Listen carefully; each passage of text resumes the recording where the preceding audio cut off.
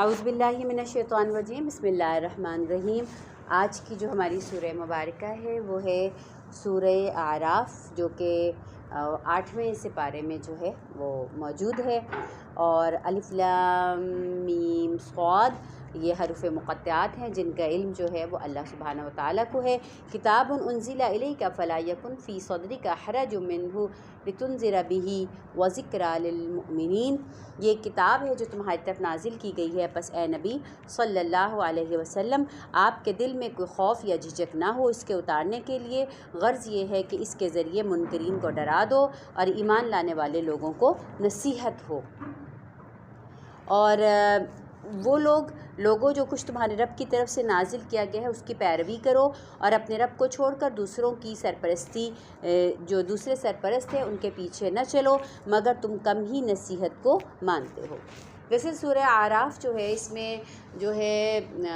شیطان کا جو ہے وہ اس کی چالیں اور جس طرح ہے وہ اس کا تذکرہ جو ہے وہ آئے گا، پھر لباس کے بارے میں آئے گا کہ آدم علیہ السلام کی پر اور ان کی اولاد آدم جو ہے ان کے پر اللہ تعالیٰ نے کس طرح لباس کا جو ہے وہ نزول کیا، عہد الست آئے گا کہ جو ہم نے اللہ کے ساتھ ایک وعدہ جو ہے وہ کیا تھا، اور پھر کچھ انبیاء علیہم السلام کے قصص ہیں اس کے اندر، تو اس لیے مجھے لگا کہ اس سے گزرنا جو ہے وہ ہمارے لیے ایک جنرلی ہمارے لیے قرآن کا ہمیں آئیڈیا جو ہے وہ ہو جائے گا۔ تو بہرحال یہاں پر جن آیات کے ساتھ شروع کیا جا رہا ہے وہاں پہ پہلے تو نبی صلی اللہ علیہ وسلم کو کہا کہ اس قرآن کے اندر جو بھی لکھا ہوا ہے آپ بلا جھجک اس کو بیان کر دیجئے، یہ مت سوچئے کہ لوگ کیا سوچیں گے اور لوگ جو ہیں وہ کیا کہیں گے۔ اور پھر دوسری طرف لوگوں کو کہا گیا کہ دیکھو جو اس قرآن کے اندر ہے اس کی پیروی کرو، اور لیکن ساتھ ہی کہہ دیا گیا مگر نصیحت کو تو تم کم ہی مانتے ہو۔ کتنی ہی بستیاں ہیں جن کو ہم نے ہلاک کیا، ان پر ہمارا عذاب آیا اچانک رات کے وقت یا دن دہاڑے، ایسے وقت جب کہ وہ آرام کر رہے تھے۔ ہم نے بھی اب جتنی ویڈیوز دیکھی ہوں گی، سونامی کا جب طوفان جو ہے وہ آیا تھا یا کہیں زلزلہ آتا ہے تو کوئی لوگ پہلے سے اس کے لیے تیار نہیں ہوتے، بلکہ وہ تو موج مستی کھیل تماشا اس کے اندر جو ہے وہ لگے ہوئے ہوتے ہیں۔ تو اللہ ہی نے کہا کہ بہت سی ایسی بستیاں ہیں کہ جب ہم نے ان کو جو ہے وہ ہلاک کیا تو وہ ان کو گمان نہیں تھا کہ ہمارے ساتھ جو ہے وہ ایسا ہو جائے گا، بلکہ وہ تو اپنی مستی کے اندر اپنے کھیل تماشے کے اندر جو ہے وہ لگے ہوئے تھے، یا وہ بالکل پرسکون طریقے سے جو ہے وہ آرام کر رہے تھے، اور جب ان پر عذاب آیا تو ان کی زبان پہ اس کے سوا کوئی صدا نہ تھی کہ واقعی ہم ظالم تھے۔ یہ بھی حقیقت ہے کہ خدا نہ خواستہ کسی وقت زلزلے کے 2 جھٹکے بھی معمولی سے لگ جائیں تو ہر بندے کو کلمہ یاد آ جاتا ہے، ہر بندہ جو ہے نا وہ اس وقت جو ہے وہ استغفار جو ہے وہ کرنے لگتا ہے۔ تو دراصل پھر انسان جو ہے نا جب بے بس ہو جاتا ہے تو پھر وہ چاہتا ہے کہ کسی کی ایسی پناہ میں جائے کہ جو اس کو پناہ دے سکے، تو اس وقت جو ہے انسان کو پھر اکیلا واحد جو رب ہے وہی یاد آتا ہے اور اپنے گناہ جو ہیں وہ یاد آتے ہیں۔ بس یہ ہو کر تو رہنا ہے، اور ہم ضرور لوگوں سے پوچھیں گے جن کی طرف ہم نے پیغمبر بھیجے ہیں، اور پیغمبروں سے بھی پوچھیں گے کہ جو آپ نے پیغام دیا تھا اس پیغام کے جواب میں لوگوں نے کیا کہا، پھر ہم خود پورے علم کے ساتھ ساری بات سرگزشت ان کے سامنے پیش کر دیں گے۔ یعنی یہ مختلف مراحل ہوں گے جس میں قیامت کے مقدمات جو ہیں وہ پیش ہوں گے، لوگوں سے پوچھا جائے گا، پھر انبیاء علیہم السلام کو ان کے آگے گواہ پیش کیا جائے گا، اور پھر جو ایک ریکارڈ جو اللہ کے فرشتوں نے جو ہے مرتب جو ہے وہ کیا ہے، جو کرامن کاتبین ہے، جو کہ ہمارے دائیں بائیں کندھوں پر موجود ہیں، اور پھر یہ جو ہمارے اعضائے جسمانی ہیں جس میں ہاتھ پیر ہماری جلد ایک ایک عضو، ہمارا کان ہے آنکھیں ہیں، یہ سب ہمارے حق یا ہمارے خلاف گواہ بن سکتی ہیں۔ وہ زمین جس کے اوپر یہ گناہ ہوا یا نیکی کا کوئی کام ہوا وہ بھی حق میں یا خلاف جو ہے وہ گواہ بن سکتے ہیں۔ تو لہٰذا جب بھی کوئی کام کریں، کہا نا کہ جیسے گناہ ہوتا ہے اس کی جب کریونگ ہوتی ہے، جب انسان کو اس کا دل کرتا ہے وہ تو ایک کریونگ ہوتی ہے، جب آپ اس کریونگ سے لطف اندوز ہو لیتے ہیں، اس کو کر لیتے ہیں تو کریونگ تو ختم ہو جاتی ہے، لیکن اس کا اثر جو ہے وہ دل کے اوپر باقی رہ جاتا ہے۔ اور جب نیکی ہے تو نیکی کا بھی معاملہ جو ہے وہ یہی ہے کہ جب وہ اس کو کرنا ہوتا ہے تو وہ تھوڑی سی دقت طلب لگ رہی ہوتی ہے، مشکل لگ رہی ہوتی ہے، لیکن جب ہم اس کو کر لیتے ہیں تو اس کا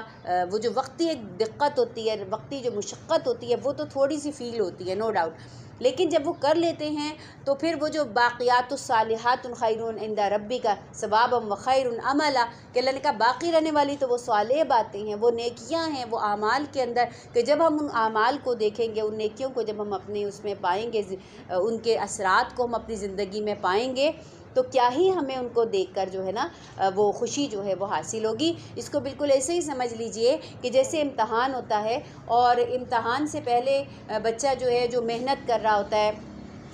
اور شوق سے جو ہے وہ پڑھ رہا ہوتا ہے اور وہ پارٹیز نہیں مطلب کر رہا ہوتا، وہ ہینگ آؤٹ نہیں کر رہا ہوتا، وہ بہت ساری دیگر چیزیں وہ چھوڑ رہا ہوتا ہے، لیکن وہ وقتی مشقت ہوئی، لیکن جب اس کا رزلٹ آتا ہے، جب وہ زندگی میں کامیاب ہوتا ہے تو اس کی وہ ساری جو تکلیف ہے یا ساری مشقت جو ہے وہ کیا ہوتی ہے، وہ بالکل ختم ہو جاتی ہے۔ دوسری جانب اس کو دیکھ لیجئے کہ جو پڑھائی کے وقت پڑھ نہیں رہا ہوتا، محنت کرنے کے وقت محنت نہیں کر رہا ہوتا، وہ کسان جب فصل بونے کا وقت ہوتا ہے فصل نہیں بو رہا ہوتا، تو جب لوگ فصل کاٹ رہے ہوتے ہیں تو وہ اس وقت ہاتھ مل رہا ہوتا ہے، وہ اس وقت سر پٹ رہا ہوتا ہے۔ تو بالکل ایسے ہی الدنیا مزرعۃ الآخرہ، دنیا تو آخرت کی کھیتی ہے، آج بیج ڈالنے کا وقت ہے، اور یہ والا جو وقت ہے یہ تو نیکیوں کا موسم بہار ہے۔ موسم بہار میں تو ویسے ہی جو ہے کوئی بیج اگر ڈال دیں تو بڑی جلدی پھل پھول جاتا ہے۔ تو اس موسم میں، ان دنوں میں گھروں میں فالتو گفتگو جو ہے وہ کرنا، فالتو باتیں کرنا، فالتو مشاغل کو جو ہے وہ اختیار کرنا جو ہے، اس سے بڑھ کے حماقت کون سی ہو، ہے نا؟ وہ کسان کہ جب اس کے بیج ڈالنے کا جو ہے وقت آتا ہے، زمین کو نرم کر کے بیج ڈالنے کا وقت آتا ہے، اور وہ بیج ڈالنے کا وقت جو ہے وہ ضائع کر دے تو اس سے بڑھ کے احمق جو ہے وہ کون ہوگا۔ اور ہمیں تو جو ہے تیاری جو ہے وہ رجب سے کرنے کو بتائی گئی تھی کہ رجب میں کیجئے، شعبان میں کیجئے، تاکہ زمین تیار ہو، اور بس یہ تو بیج ڈالنے کا وقت ہے، اور بیج ڈالیں گے تو پھر فصل لینے کا وقت ہے، اور پھر رمضان کا بعد جو ہے یہ تو بس محنت کرنے کا وقت ہے۔ رمضان کا بعد جو ہے وہ ہمیں بتائے گا کہ ہم نے بیج کتنا کو ڈالا تھا، کیا ہم موسمی پرندے تھے کہ بس ایک وقت آیا اور جناب ہم سارے اکٹھے ہو گئے اور ہم نے جو ہے وہ اکٹھے ہو کر کچھ کر لیا۔ لیکن جو سچ مچ کے جو ہے نا جن کے دل کے اوپر رمضان المبارک نے اثر کیا ہوگا، تو پھر ان کے اعمال کے جو پودے ہیں، ان کی جو کھیتی ہے، اس پہ پھل بھی آئے گا، اور وہ پھل ایسے آئے گا کہ پھر گناہ کرتے ہوئے ان کے دل میں کسک بھی پیدا ہوگی۔ پھر یہ قرآن جو آج ہم روز گھنٹہ ڈیڑھ گھنٹہ جو ہے وہ کھول رہے ہیں، پھر وہ کبھی اگر ہفتے میں بھی گھنٹہ ڈیڑھ گھنٹہ کھولنا ہوتا ہے تو وہ محال لگنے لگ جاتا ہے۔ پھر وہ نیکیاں جو اس قرآن میں ہم نے پڑھی تھی، اور ہم نے بارہا اللہ تعالیٰ سے عہد کیا تھا کہ اللہ پاک اب ہم ایسا چھوڑ کے یہ والا عمل اختیار کریں گے، تو پھر وہ وعدے، وہ سب کچھ جو ہے وہ کہاں چلا جاتا ہے؟ جب وہ شیطان لوٹ کر واپس آ جاتے ہیں جو جکڑے ہوئے ہیں، وہ ہمیں سارا کچھ بھلا دیتے ہیں۔ تو ایک مہینے کے قرآن کی رفاقت، قرآن کی محبت، یہ قرآن کے موسم بہار کی لذت جو ہے وہ کہاں چلی جاتی ہے؟ پھر اس کا مطلب ہے کہ ہم نے بالکل ہم سرفس پہ رہے ہیں، ہم ذرا سا بھی نیچے جو ہے وہ نہیں اترے۔ تو یہ ایک کوسچن مارک ہے جو مجھے اپنے سامنے جو ہے وہ لگانا ہے، اور مجھے اپنے آپ کو چیک کرنا ہے، کیا رمضان کے بعد میرے اندر نیکی میں آگے بڑھنے کی طلب جو ہے وہ زیادہ ہوئی ہے، یا پھر بس میں بھی موسمی بٹیروں کی طرح، موسمی پرندوں کی طرح کچھ دن کے لیے بیٹھ گئی، اور بس بیٹھ کے ہم نے کر لیا، اور اس کے بعد جو ہے واپس پھر ہم اپنی اسی زندگی میں اسی سرکل میں چلے گئے۔ تو یہ پھر ایک جو ہے ہمیں خود ہی اس بات کا سوچنا ہے۔ تو ہر چیز ہماری جو ہے وہ گواہ بنے گی، اور اللہ کہتے ہیں ہم کہیں غائب تو نہ تھے، اور وزن اس دن حق ہوگا، ہر عمل کا جو ہے اللہ کے ہاں وزن ہوگا۔ اب ہو سکتا ہے کہ ایک دو نفل آپ کی نماز ہے، ایک میری نماز ہے، کسی اور کی نماز ہے، ہر نماز میں جتنا خشوع و خضوع ہوگا، جتنی وہ سنت کے مطابق ہوگی، جتنی وہ بے ریا ہوگی، جتنے وہ تردد کے ساتھ ادا کی گئی ہوگی۔ مثال ہے کہ جن کے چھوٹے بچے ہیں، ظاہر سی بات ہے ان کے لیے تو وہ 2 نفل پڑھنا بڑا ہی محال ہے، یہ جس کے اوپر گھریلو ذمہ داریاں ہیں اس کے لیے بڑا ہی مشکل ہے۔ اس کے مقابلے میں ایک وہ خاتون ہے کہ جو گھر بار سے بالکل فارغ ہے، جنہوں نے سنبھالا ہوا ہی مسلح ہے، وہ شاید 100 بھی نفل پڑھ لیں۔ اور وہ خاتون کہ جس کے اوپر گھر کی ذمہ داریاں، یا کسی نے کسی مریض کو دیکھنا ہے خدا نخواستہ، یا کسی کے بچے ہیں چھوٹے چھوٹے سے، یا کسی کے صحت کے مسائل ہیں، تو پھر اس کے وہ 2 نفل پڑھنا۔ تو اللہ سبحانہ تعالیٰ نے کہا کہ وزن جو ہے وہ برحق ہوگا، اور وزن کس کے مطابق ہوگا؟ جو میرے اور آپ کے ایک حالات ہیں، وہ میں نہیں جانتی، آپ کے کیا حالات ہیں آپ کو میرے معلوم نہیں ہے۔ اللہ سبحانہ و تعالیٰ اس کو بخوبی جانتا ہے کہ کس نے کتنی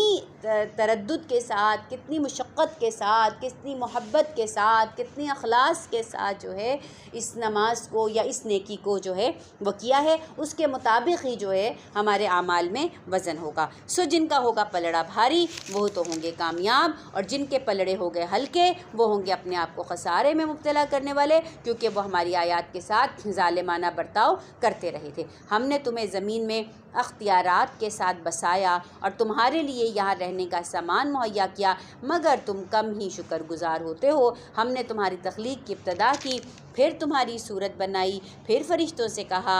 آدم علیہ السلام کو سجدہ کرو۔ اس حکم پر سب نے سجدہ کر لیا، مگر ابلیس جو ہے وہ سجدہ کرنے والوں میں شامل نہ ہوا۔ اللہ تعالیٰ نے دو باتیں کی، ہم نے تمہاری تخلیق کی ابتدا کی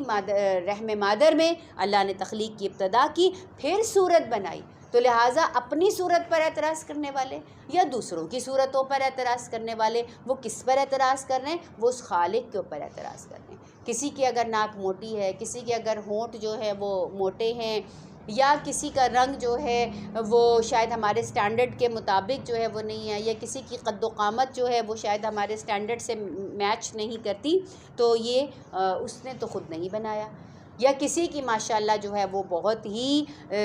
جو ہے زبردست ہے کہ جس پر لوگ جو ہیں وہ فدا ہوتے ہیں، یا وہ خود شخص جو ہے اس پر نازا ہوتا ہے، تو اس میں بھی اس کا اپنا کوئی کمال نہیں ہے۔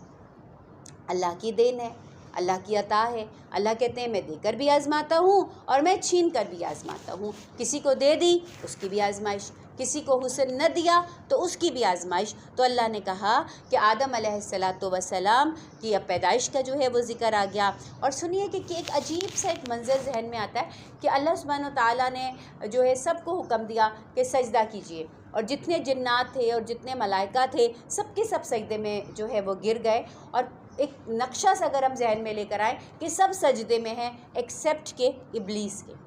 اور وہ اس وقت جو ہے وہ اکڑ کے جو ہے وہ کھڑا کر دیا، وہ کھڑا ہو گیا۔ پوچھا تجھے کس چیز نے روکا سجدہ کرنے سے، جب کہ حکم دیا تھا میں نے، حکم میں نے دیا تھا۔ بولا کہ انا خیر منہ، کیا چیز آ گئی؟ انا، میں اس سے بہتر ہوں۔ کیوں بھائی؟ کس طرح بہتر ہو بھائی تم مجھے بنایا آگ سے، اسے بنایا مٹی سے۔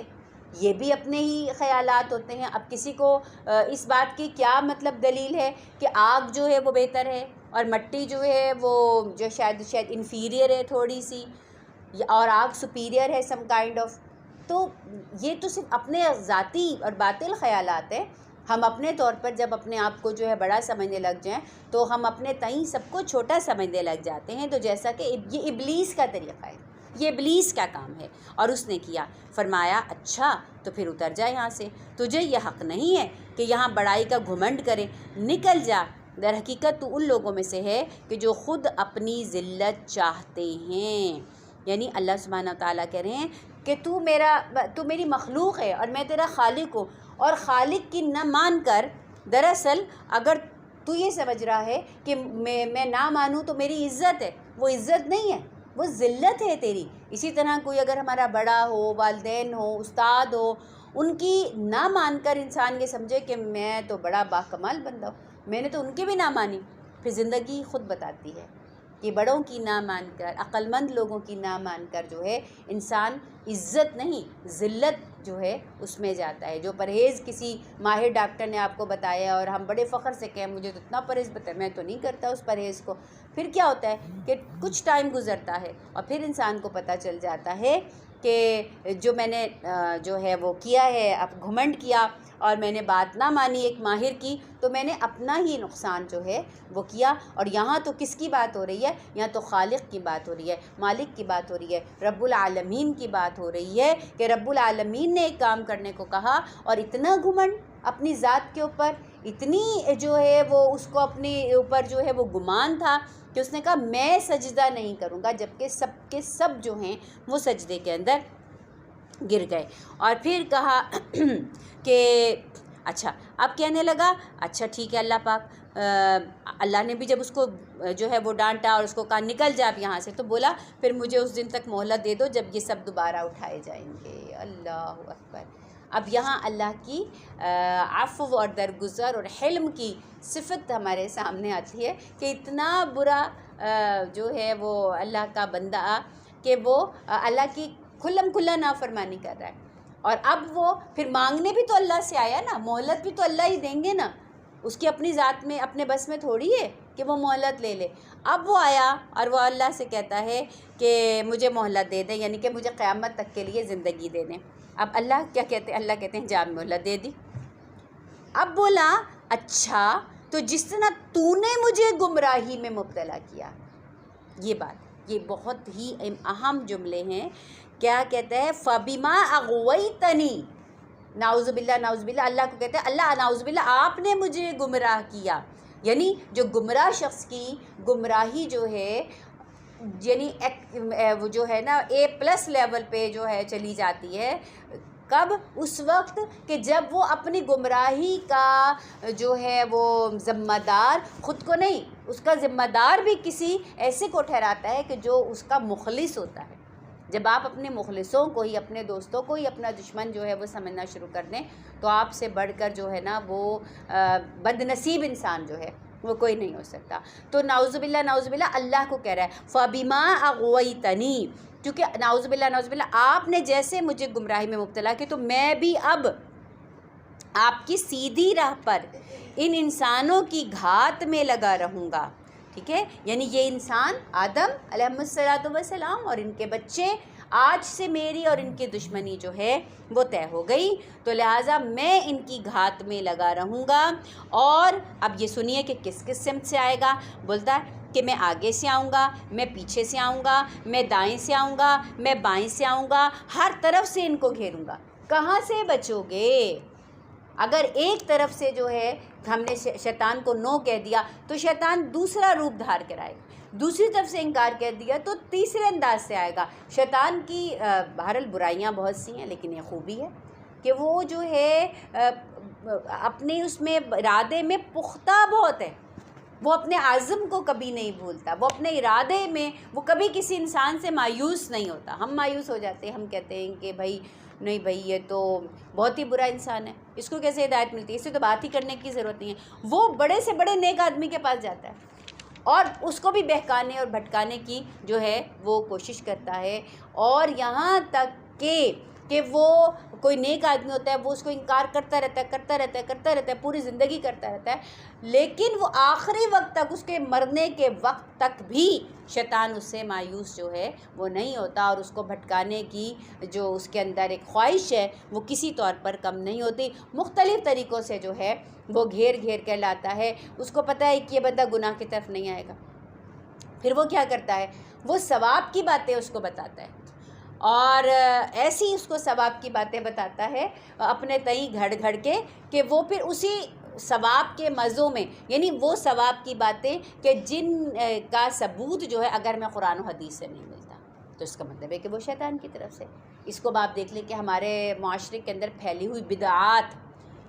دیکھیں گناہ گار بندہ توبہ کر سکتا ہے، اس سے کہ گناہ کو گناہ سمجھ کے کیا جاتا ہے، بدعتیں کرنے والا بندہ تو کبھی توبہ بھی نہیں کرے گا نا، اس لیے کہ وہ اس کو گناہ سمجھتا کب ہے، وہ تو اس کو ثواب سمجھ کے کر رہا ہے۔ تو یہ بھی ایک شیطان کی طرف سے دیا ہوا ایک جو ہے دھوکہ ہے کہ جس میں وہ ہمیں جو ہے وہ ایسا مصروف کر لیتا ہے۔ وہ کہتے ہیں کیا ہے، نیکی کی ہی تو بات ہے، نیکی صرف وہ نیکی ہے جو اللہ کا حکم ہے، اللہ کے رسول صلی اللہ علیہ وسلم کا طریقہ ہے، جو آپ صلی اللہ علیہ وسلم کا طریقہ نہیں، صحابہ کا طریقہ نہیں، اللہ کا حکم نہیں، تو اس کو نیکی سمجھنا۔ جیسا کہ ہمارے معاشرے میں بہت ساری چیزیں جو ہیں وہ نیکیوں کے نام پر جو ہیں وہ آ گئی ہیں، اور ہم اس کو جو ہے نا بڑی پابندیوں کے ساتھ ہم ان نیکیوں کو جو کرتے ہیں، کچھ خاص مہینوں میں کچھ خاص چیزیں پکا کر جو ہے وہ ہم بانٹتے ہیں، کچھ خاص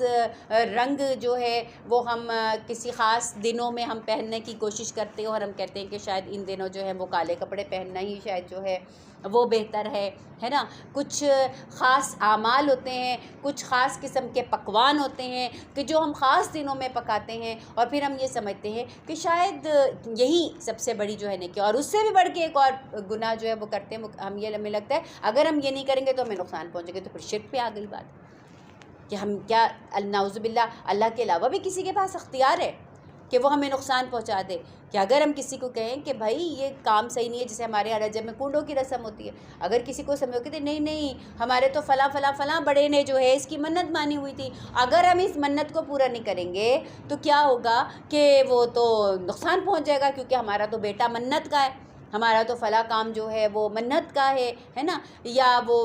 جو ہے وہ سورہ مزمل پڑھ کر جو ہے وہ کالے چنے جو بانٹتے ہیں، اور وہ اس میں یقین یہ ہوتا ہے لوگوں کا کہ گھر کے مردوں کا جو ہے وہ یہ صدقہ ہے، اور اگر ان کو منع کیجیے کہ یہ بدعت ہے، اس میں نہیں ہے کوئی ایسی چیز، کوئی دین میں نیا طریقہ جو ہے وہ نہ نکالیے، تو وہ کہتے ہیں نہیں ہمارا تو یہ، ہم نے تو جب یہ چھوڑا تو فوراً ہمارا نقصان ہو گیا. تو وہ تو شیطان ہے جو آپ کو پکا رکھنا چاہتا ہے. اگر آپ توکل کر لیں، اگر آپ ایمان لے آئیں، اگر آپ یقین کر لیں تو یقین جانیے کہ نقصان نہیں ہوگا. نقصان تو جو ہونا ہوتا ہے وہ ویسے بھی ہو جاتا ہے، اور اگر آپ وہم کریں گے تو آپ کو زیادہ لگے گا کہ نقصان ہوگا. اسی طرح بچوں کے ہم وہ ٹیکا لگا دیتے ہیں کالے رنگ کا جو ہے، اور ہم کہتے ہیں کہ شاید اس سے نظر جو ہے وہ نہیں لگے گی. اور اس طرح بہت ساری ایسی چیزیں ہیں کہ جو بالکل مطلب ایک گھڑائی جو ہیں وہ باتیں ہیں. پورا ایک مطلب پورا ایک چیپٹر ہے، اور آپ کے بھی بہت سارے مشاہدات ہوں گے. تو بات مقصد صرف کہنے کی یہ کہ یہ سارے شیطان کے طریقے، اور شیطان ہمیں ان طریقوں کے اوپر لے کر آتا ہے. جیسے نصارہ تھے کہ عیسائی جو تھے، جب ان کو اس نے گمراہ کرنا چاہا تو اس نے کہا کہ بھائی تم اتنے نیک ہو جاؤ کہ تم جو ہے وہ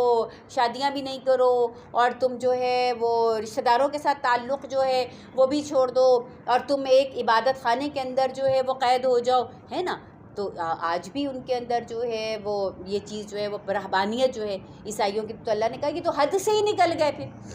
یہ تو حد سے نکل گئے. تو اسی طرح کچھ صحابہ آئے، انہوں نے کہا یا رسول اللہ صلی اللہ علیہ وسلم، وہ آپس میں بیٹھے کچھ صحابہ، اور انہوں نے کہا کہ رسول اللہ صلی اللہ علیہ وسلم تو آپ کے تو کیا کہنے ہیں، آپ تو اس قدر نیک انسان ہیں، اور آپ تو اللہ کے بہت ہی مطلب مقرب بندے ہیں. تو ہم ایسے کرتے ہیں، انہوں نے کچھ وعدے کر لیے. ایک نے کہا کہ میں ہمیشہ ہی روزہ رکھوں گا، کبھی روزہ جو ہے مطلب چھوڑوں گا نہیں. دوسرے نے کہا کہ میں جو ہوں نا ہمیشہ ہی جو ہے وہ نوافل جو ہے وہ پڑھوں گا رات میں، اور کبھی میں رات کو سوؤں گا نہیں. اور تیسرے نے کہا کہ میں شادی نہیں کروں گا، کیونکہ شادی اور بال بچے اور یہ ساری مصروفیات جو ہوتی ہیں یہ کیا کرتی ہیں، انسان کو جو ہے اللہ تعالیٰ سے غافل کر دیتی ہیں. اور تینوں نے یہ عہد کر لیا. جب رسول اللہ صلی اللہ علیہ وآلہ وصحبہ وسلم کو اس معاملے کی خبر ملی تو آپ صلی اللہ علیہ وسلم نے کیا اپریشیٹ کیا ہوگا؟ بالکل بھی نہیں. آپ حالانکہ دیکھا جائے تو انہوں نے تو اپنے اوپر کتنی سخت پابندیاں لگا لی ہے نا. اگر دین کا تقاضا یہ ہوتا تو کہا نہیں، میں روزہ بھی رکھتا ہوں اور میں نہیں بھی رکھتا، ٹھیک ہے، اور میں رات کو سوتا بھی ہوں اور میں رات کو جاگتا بھی ہوں، نوافل میں کھڑا بھی ہوتا ہوں، لیکن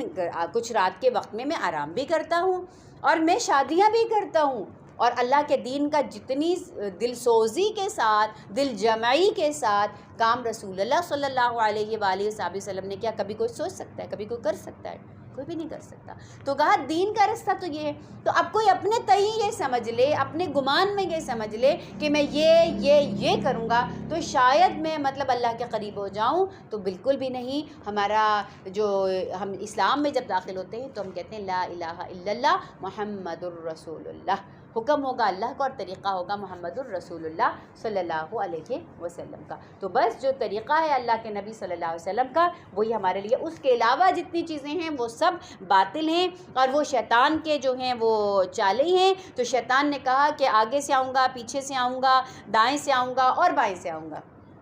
اچھا، تو پھر کہا اور ان میں سے ان کو گھیروں گا. اور پھر ایک بڑی علامت بتائی کہ ان میں سے اکثر کو تو شکر گزار نہ پائے گا. یہ سب سے بڑی علامت ہے کہ میں شیطان کے پیچھے لگی ہوئی ہوں اور شیطان نے میرا ہاتھ اپنے ہاتھ میں پکڑا ہوا ہے کہ ناشکری. الماریاں بھری ہوئی ہیں کپڑوں سے اور ہم کہتے ہیں پہننے کو کپڑا ہی نہیں ہے. یعنی اگر الماری کھولیں تو کپڑے نیچے گرنا شروع ہو جاتے ہیں، ہے نا. ہمیں خود بھی یاد نہیں ہوتا کہ اچھا یہ بھی چیز میرے پاس تھی، ہے نا. الحمدللہ ہمارے دسترخوان سجے ہوئے ہیں کھانوں سے، اور ہمارے ٹیسٹ برڈز جو ہیں نا وہ اتنے مطلب عادی ہو چکے ہیں لذیذ سے لذیذ کھانے کے، ہم کہتے ہیں مزہ ہی نہیں ہے، مزہ ہی نہیں آ رہا کسی چیز کے اندر. الحمدللہ ہمارے گھر کے اندر وہ آسائشیں کہ جو پرانے زمانے میں بادشاہوں کو بھی جو ہے وہ میسر نہیں تھی. وہ آسائشیں کہ اگر آپ پرانے جو ہے نا وہ لاہور میں ہے نا شاہی قلعہ، آپ وہاں جا کر دیکھیں اور پرانے بادشاہوں کے محلات وغیرہ جو ہیں وہ دیکھیں، تو میں جب وہاں گئی اور میں نے دیکھا تو وہاں پر وہ انہوں نے اس طرح کا انتظام کیا ہوا تھا کہ جب گرمیاں ہوں گی تو دریا کی طرف سے ہوا کا انہوں نے انتظام کیا ہوا تھا، کھڑکیاں وہاں کی کھولی ہوئی تھی کہ پھر ٹھنڈی ٹھنڈی ہوا جو ہے وہ گرمیوں کے اندر وہاں سے جو ہے وہ آئے گی، اور اس کے بعد گرم پانی کے لیے ان کے وہ کنویں تھے، اور اس طرح کا نظام پورے ایک نظام بنائے ہوئے تھے. اور آج یہ ساری سہولتیں میرے اور آپ کے گھر میں موجود ہیں. ہم اے سی چلاتے ہیں، ہمارے کمرے برف ٹھنڈے ہو جاتے ہیں، ان کو تصور بھی نہیں ہوگا اس وقت کہ اتنے ٹھنڈے کمرے جو ہیں وہ ہو جاتے ہوں گے. اور جناب ہم گیزر چلاتے ہیں اور الحمدللہ ہمارا پانی بہترین گرم ہو کر جو ہے وہ ہمارے پاس جو ہے وہ آ جاتا ہے. ہر طرح کی سہولت جو ہے الحمدللہ ہمارے پاس موجود ہے، لیکن زبان پر ہمارے شکر کا کلمہ نہیں ہے، ناشکری ہی ناشکری ہے. تو کہا کہ جو سب کچھ ہوتے ہوئے بھی ہے نا الحمدللہ، کبھی اتنی الحمدللہ ہماری ایک زندگی گزر گئی ہے، کبھی سوچیں کبھی بھوکے سوئے ہیں؟ کبھی بھی نہیں. کبھی اللہ نہ کرے ایسا ہوا ہے کہ ہمارے پاس لباس نہ ہو؟ خدا نہ خواستہ ایسا تو کبھی بھی نہیں ہوا. اچھے سے اچھا لباس، اچھے سے اچھا کھانا، ٹھیک ہے، اچھے سے اچھی. کبھی ایسا ہوا ہے کہ بغیر چھت کے رہے ہوں؟ کبھی زندگی کی کوئی ایک دن، کوئی ایک رات ہم بغیر چھت کے رہے ہوں؟ ایسا کبھی بھی نہیں ہوا. تو اللہ کی کتنی مہربانیاں، اتنی لمبی زندگی گزار لی. ہم کون سا اتنا نیک تھے کہ جو ہمیں اتنی آسائشیں جو ہیں وہ ہمیں حاصل ہوتی. لیکن الحمدللہ یہ تمام آسائشیں جو ہیں وہ ہم سب کو حاصل ہیں، لیکن کیا ہے کہ ہم میں شکر گزاری جو ہے وہ نہیں ہے. اور اللہ تعالیٰ نے کہا کہ یہ علامت ہے کس چیز کی؟ یہ علامت ہے شیطان کا دوست ہونے کی، کہ شیطان جو ہے اس نے اللہ کو چیلنج کیا تھا کہ تو ان میں سے اکثر لوگوں کو شکر گزار نہ پائے گا. اچھا فرمایا کہ بس پھر نکل جائے یہاں سے، تو ذلیل ہے، تو ٹھکرایا ہوا ہے. یقین رکھ کہ ان میں سے جو تیرے کہے پر چلیں گے تجھ سمیت میں ان سب کو جہنم میں بھر دوں گا. استغفر اللہ. اللہ تعالیٰ کا غضب اور جلال کہ ٹھیک ہے تو مجھے ہی چیلنج کر رہا ہے، میری بنائی ہوئی مخلوق جو ہے اس کو تو بھٹکانے کے لیے تو کہہ رہا ہے، تو بس ٹھیک ہے پھر تو بھی نکل جا. اور پھر جو تیرے پیچھے آنا چاہتے ہیں میں نے بھی فری ول دے دی ہے. میری اور آپ کی فضیلت نوری مخلوق فرشتوں پر ہے کیوں؟ ہم فری ول والے لوگ ہیں، ٹھیک ہے. ہمارے پاس ایک ارادے کی قوت ہے. ارادے سے بھلے نیکی کر لیں، ارادے سے چاہے آپ گناہ کر لیں، میں گناہ کر لوں، ٹھیک ہے. ارادے سے آپ کسی کو نقصان پہنچا دیں اور ارادہ کر کے آپ کسی کا بھلا کر دیں. یہی فری ول جو ہے ہماری سب سے بڑی جو ہے وہ ایک خوبی ہے. اور اسی فری ول کی وجہ سے اللہ سبحانہ و تعالیٰ کا ایک حکم موجود ہے، اور دوسری جانب شیطان جو ہے اس کی ٹیمپٹیشن جو ہے وہ بھی موجود ہے. تو کہا کہ اچھا پھر ٹھیک ہے، جب میری واضح ہدایات ہوں گی، جب میرے نبی آئیں گے، میرے ڈراوے موجود ہوں گے، ان سب کے باوجود بھی کوئی تیرا ماننا چاہے گا، کوئی تیرے حکم پہ چلنا چاہے گا، تو پھر مجھے بھی ان کی کوئی ضرورت نہیں ہے. پھر جا نکل جا، تو ان کے پیچھے، تو ان کے آگے چل اور وہ تیرے پیچھے چلے. اور پھر جو سب تیری اتباع کریں گے مجھے چھوڑ کر، تو پھر لَأَمْلَأَنَّ جَهَنَّمَ مِنْكُمْ أَجْمَعِينَ، میں ان سب کے ساتھ جہنم کو تیرے سمیت ان کو بھر دوں گا. اور اے آدم علیہ السلام آپ رہیے اور آپ کی زوجہ رہیے جنت میں، اور جہاں سے آپ کا دل چاہتا ہے کھائیے پیئے، مگر بس اس درخت کے قریب نہیں جائیے گا ورنہ آپ کا شمار ظالموں میں سے ہو جائے گا. ٹھیک ہے. آدم علیہ السلام کی جو تخلیق ہوئی تھی وہ جنت کے لیے نہیں ہوئی تھی. جنت تو ان کا ایک عارضی ٹھکانہ تھا، کیونکہ اللہ نے جب ان کو بنانے کا ارادہ کیا تھا تو سورہ بقرہ میں کہا تھا اللہ نے انی جاعل فی الارض خلیفہ. اللہ نے فرشتوں سے جب مشورہ کیا تھا تو اللہ نے یہی کہا تھا کہ میں زمین کے لیے اپنا ایک نائب جو ہے وہ بنانے والا ہوں. تو جنت کیوں دکھائی جا رہی ہے آدم علیہ السلام کو کہ یہ آپ کا مستقل ٹھکانہ ہوگا جب آپ دنیا میں ایک وقت جو ہے میری مرضی کے مطابق گزار کر آئیں گے. دیکھیے کوئی چیز جب دیکھ لی ہو نا تو انسان کو اس کی پانے کی جو ہے نا وہ خواہش اس کی بہت زیادہ جو ہے نا وہ بڑھ جاتی ہے۔ تو اسی لیے اللہ سبحانہ وتعالیٰ نے ہمارے بابا آدم علیہ السلام کو جنت میں جو ہے وہ سب سے پہلے جو ہے وہ ان کو ان کی بیگم سمیت ان کو جنت میں رکھا، اور اس کے بارے میں پوری جو ہے نا وہ تحقیق موجود ہے کہ انسان جو ہے وہ اس کی تخلیق میں اس کی سوچ کے اندر ایک عجیب و غریب قسم کی جو ہے نا وہ چیز پائی جاتی ہے۔ وہ چیز کیا ہے انسان کی سوچ میں، انسان کی تخلیق میں، کہ انسان جب دنیا میں رہتا ہے نا کبھی کبھی بلا وجہ اداس ہو جاتا ہے نا، ہم پہ بھی ہوتی ہے، کوئی وجہ بھی نہیں ہوتی، اور بس ہمارا دل کرتا ہے کہ یہاں سے نکل جائیں، کہیں چلے جائیں۔ تو کیونکہ ہمارا اصلی وطن یہ نہیں ہے، ہمارے اس کے اندر جسم کے اندر، ہمارے ڈی این اے کے اندر کہیں یہ چیز موجود ہے، کیونکہ ہمارے بابا آدم علیہ السلام تو جنت سے آئے تھے، تو ہم بلا وجہ اداس ہو جاتے ہیں، اور یہاں اس کو چھوڑ کے کہیں جانے کو دل کرتا ہے۔ وہ کہیں کیا ہے؟ وہ جنت ہے کہ جس کی یاد ہمیں جو ہے نا وہ ستاتی ہے، اور ہمیں اس کی یاد جو ہے وہ کرتی ہے۔ پھر کہا کہ انسان جو ہے فطرتاً جو ہے نا وہ آسائش پسند ہے، بالکل ہے، انسان ٹھنڈے گرم جو ہے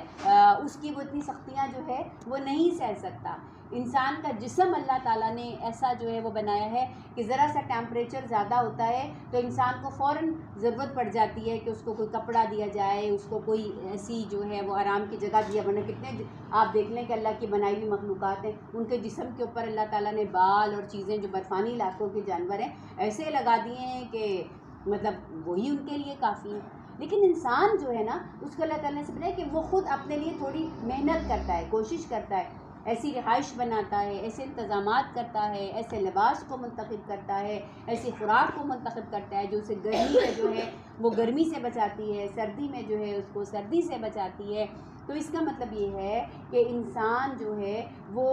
اصل میں وہاں کے لیے بنا ہے، اس کا اصلی وطن جو ہے وہ کچھ اور ہے، اور اس وطن میں انشاءاللہ تعالیٰ جب ہم پہنچیں گے تو ہماری ساری اداسیاں ختم ہو جائیں گی۔ اور یہ ایسی ایک بڑی حقیقت ہے، یہ ایسے سمجھ میں آتی ہے کہ چلے ہمارے جیسے لوگ تو مسائل میں رہتے ہیں، کبھی پانی نہیں آ رہا تو کبھی گیس نہیں آ رہی، تو کبھی بجلی کا بل زیادہ ہو گیا، تو کبھی پیٹرول کی قیمت بڑھ گئی، تو کبھی یہ ہو گیا، تو کبھی میرٹ پہ داخلہ نہیں مل رہا ہے نا، اسپتالوں میں جا رہے ہیں تو علاج نہیں مل رہا، ہمارے تو مسائل کی وجہ سمجھ میں آتی ہے۔ اب وہ ممالک جہاں مسئلے ہی نہیں ہیں، علاج کے لیے جائیں تو وی آئی پی قسم کا علاج ان کو میسر ہے، بے روزگار ہو گئے تو ان کو الاؤنس جو ہے وہ مل رہا ہے، صفائی کا ان کے عالم یہ ہے کہ جنت کا شائبہ ہوتا ہے، ان کے رہائش گاہیں جو ہیں اور ان کے محلے اور ان کے علاقے جو ہیں وہ دیکھ کر وہ خودکشیاں کیوں کرتے ہیں؟ سوچنے کی بات ہے نا کہ وہ خودکشیاں کیوں کرتی ہیں جب ان کو کوئی مسئلہ نہیں، کوئی مالی مسائل نہیں، کوئی دیگر جو ہے پرابلم جو ہیں وہ ان کو فیس نہیں کرنے پڑتے۔ چلے ہمارے ہاں تو کوئی خودکشی کرتا ہے تو اس لیے کرتا ہے کہ بھئی بجلی کا بل زیادہ آ گیا، خودکشی کرے گا تو اس لیے کرے گا کہ نوکری سے نکل گیا، بال بچوں کو کہاں سے کھلائے گا، خودکشی کرے گا تو اس لیے کرے گا کہ گھر کا کرایہ ادا کرنے کے لیے پیسے نہیں ہیں۔ وہاں لوگ کیوں خودکشی کرتے ہیں؟ اس کا مطلب ہے کہ انسان کی روح جو ہے کسی اور چیز کی ترسی ہوئی ہے،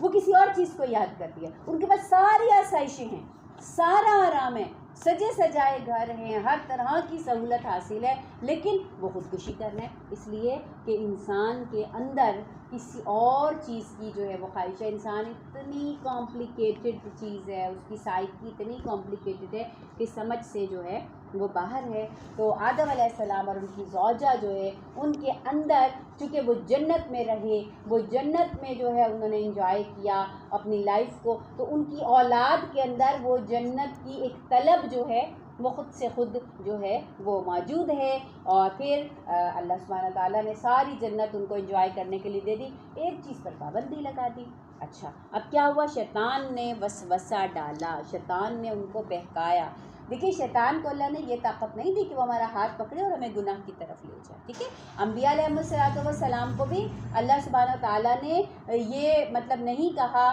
کہ بھئی آپ جو ہے نا وہ لوگوں کو زبردستی جو ہے ڈرا کے ڈنڈے مار کے جو ہیں وہ داروغہ نہیں بنایا ہوا، اور نہ فرشتوں کو اتنی طاقت دی ہے کہ جو فرشتہ جو ہے وہ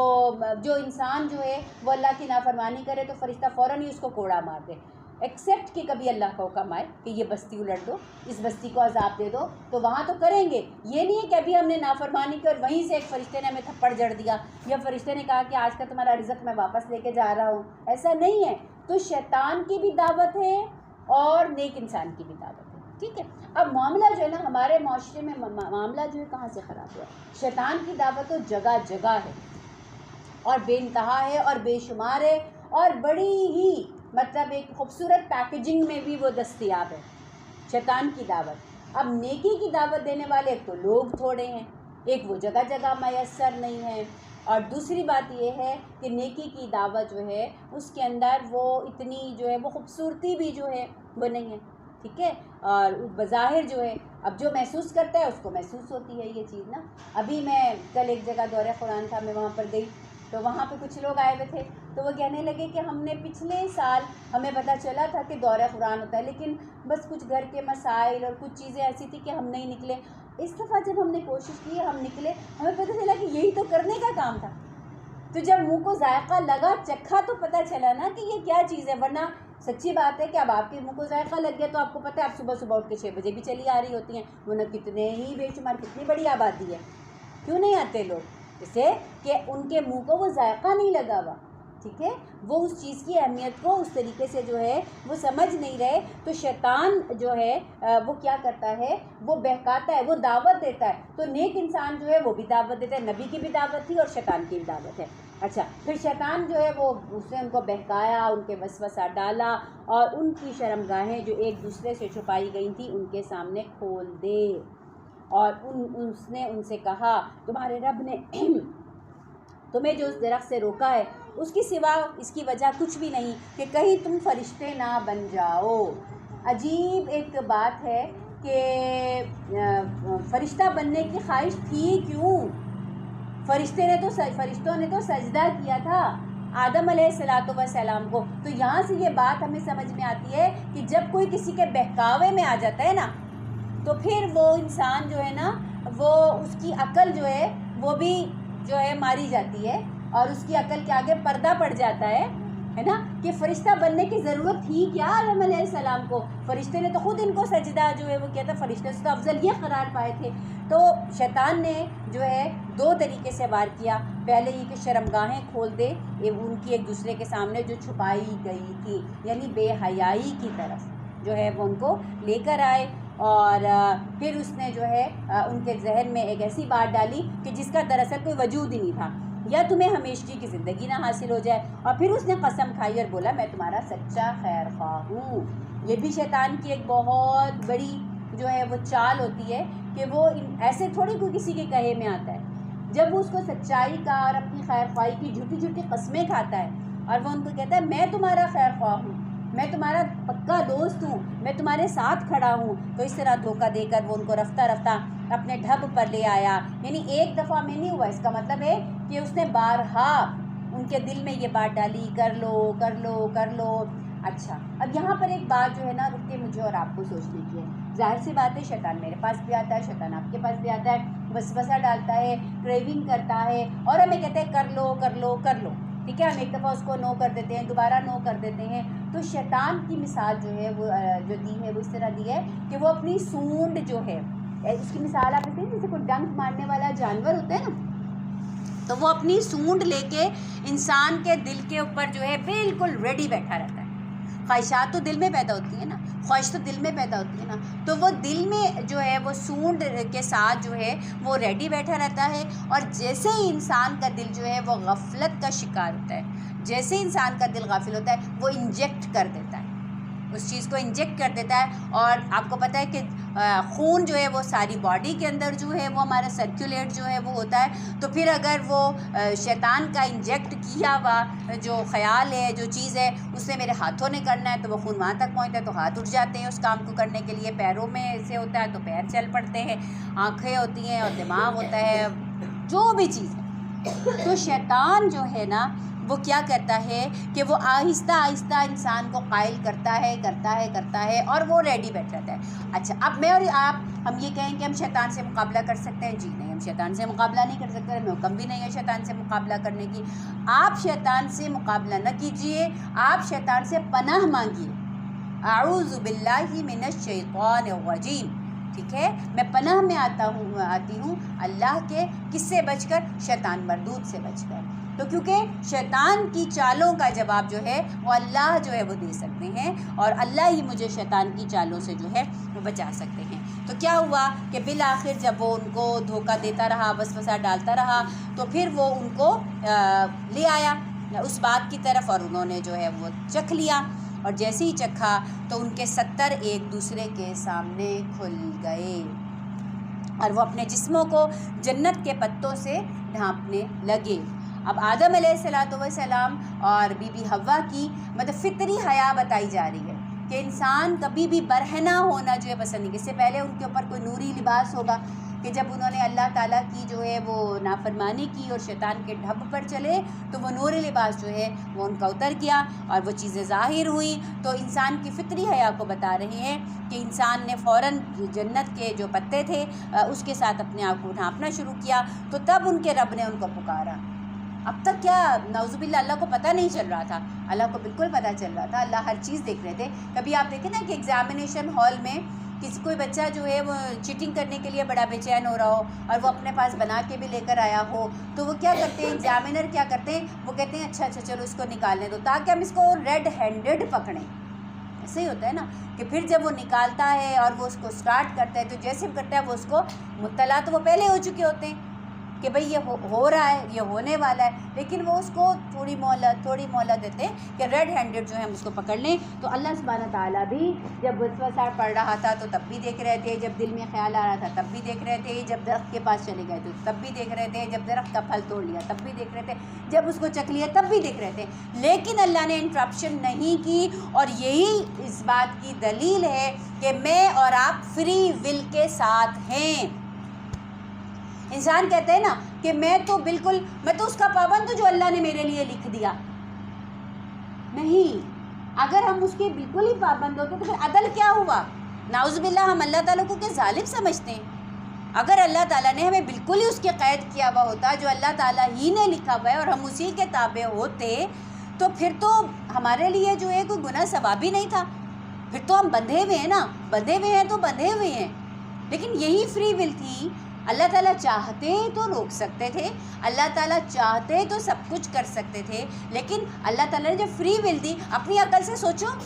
اپنے دماغ سے فیصلہ کرو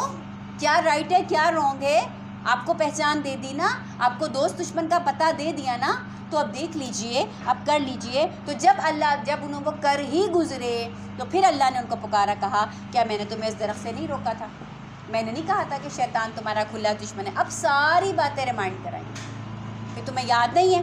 اور دونوں بول اٹھے، کیا بول اٹھے کہ ربنا ظلمنا انفسنا وان لم تغفر لنا وترحمنا لنکونن من الخاسرین۔ یہی فرق ہے آدم علیہ السلام کا اور ابلیس کا، کہ جب ابلیس نے کہا اور اللہ نے کہا کہ کیوں، تو کہتا انا خیر منہ، میں تو بہتر ہوں۔ اور آدم علیہ السلام سے خطا ہو گئی، غلطی ہو گئی، تو وہ چلا اٹھے اور وہ توبہ کر اٹھے اور انہوں نے کہا اللہ ہم نے اپنے پر بڑا ظلم کر لیا، اگر تو نے درگزر نہ کیا، اگر تو نے ہم پر رحم نہ کیا تو بے شک کہ ہم تباہ ہو جائیں گے۔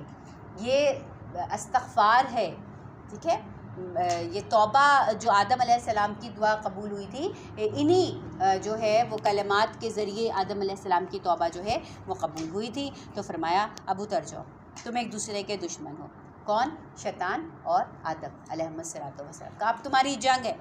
اور تمہارے لیے ایک خاص مدت تک زمین میں جائے قرار اور سامان زیست ہے، یعنی ایک ٹائم تک جب تک تم دنیا کے اندر رہو گے تو تم فائدہ جو ہے وہ اٹھا لو، اور وہیں تمہیں جینا ہے، وہیں تم کو مرنا ہے اور وہیں سے تم کو نکالا جائے گا۔ ٹھیک ہے جی، ہمیں دنیا میں ہی حیات ملی، ٹھیک ہے، اب ہم مر کے مٹی کے اندر جائیں گے اور مٹی کے اندر سے ہی روز حشر جو ہے ہم اٹھا کھڑے کیے جائیں گے۔ اے بنی آدم، ہم نے تم پر لباس نازل کیا جو تمہارے جسم کے قابل شرم حصوں کو ڈھانپتا ہے، اور وہ لباس تمہارے جسم کی حفاظت اور زینت کا ذریعہ بھی ہو، اور بہترین لباس تو تقویٰ کا لباس ہے۔ لیجیے جی، لباس کی جو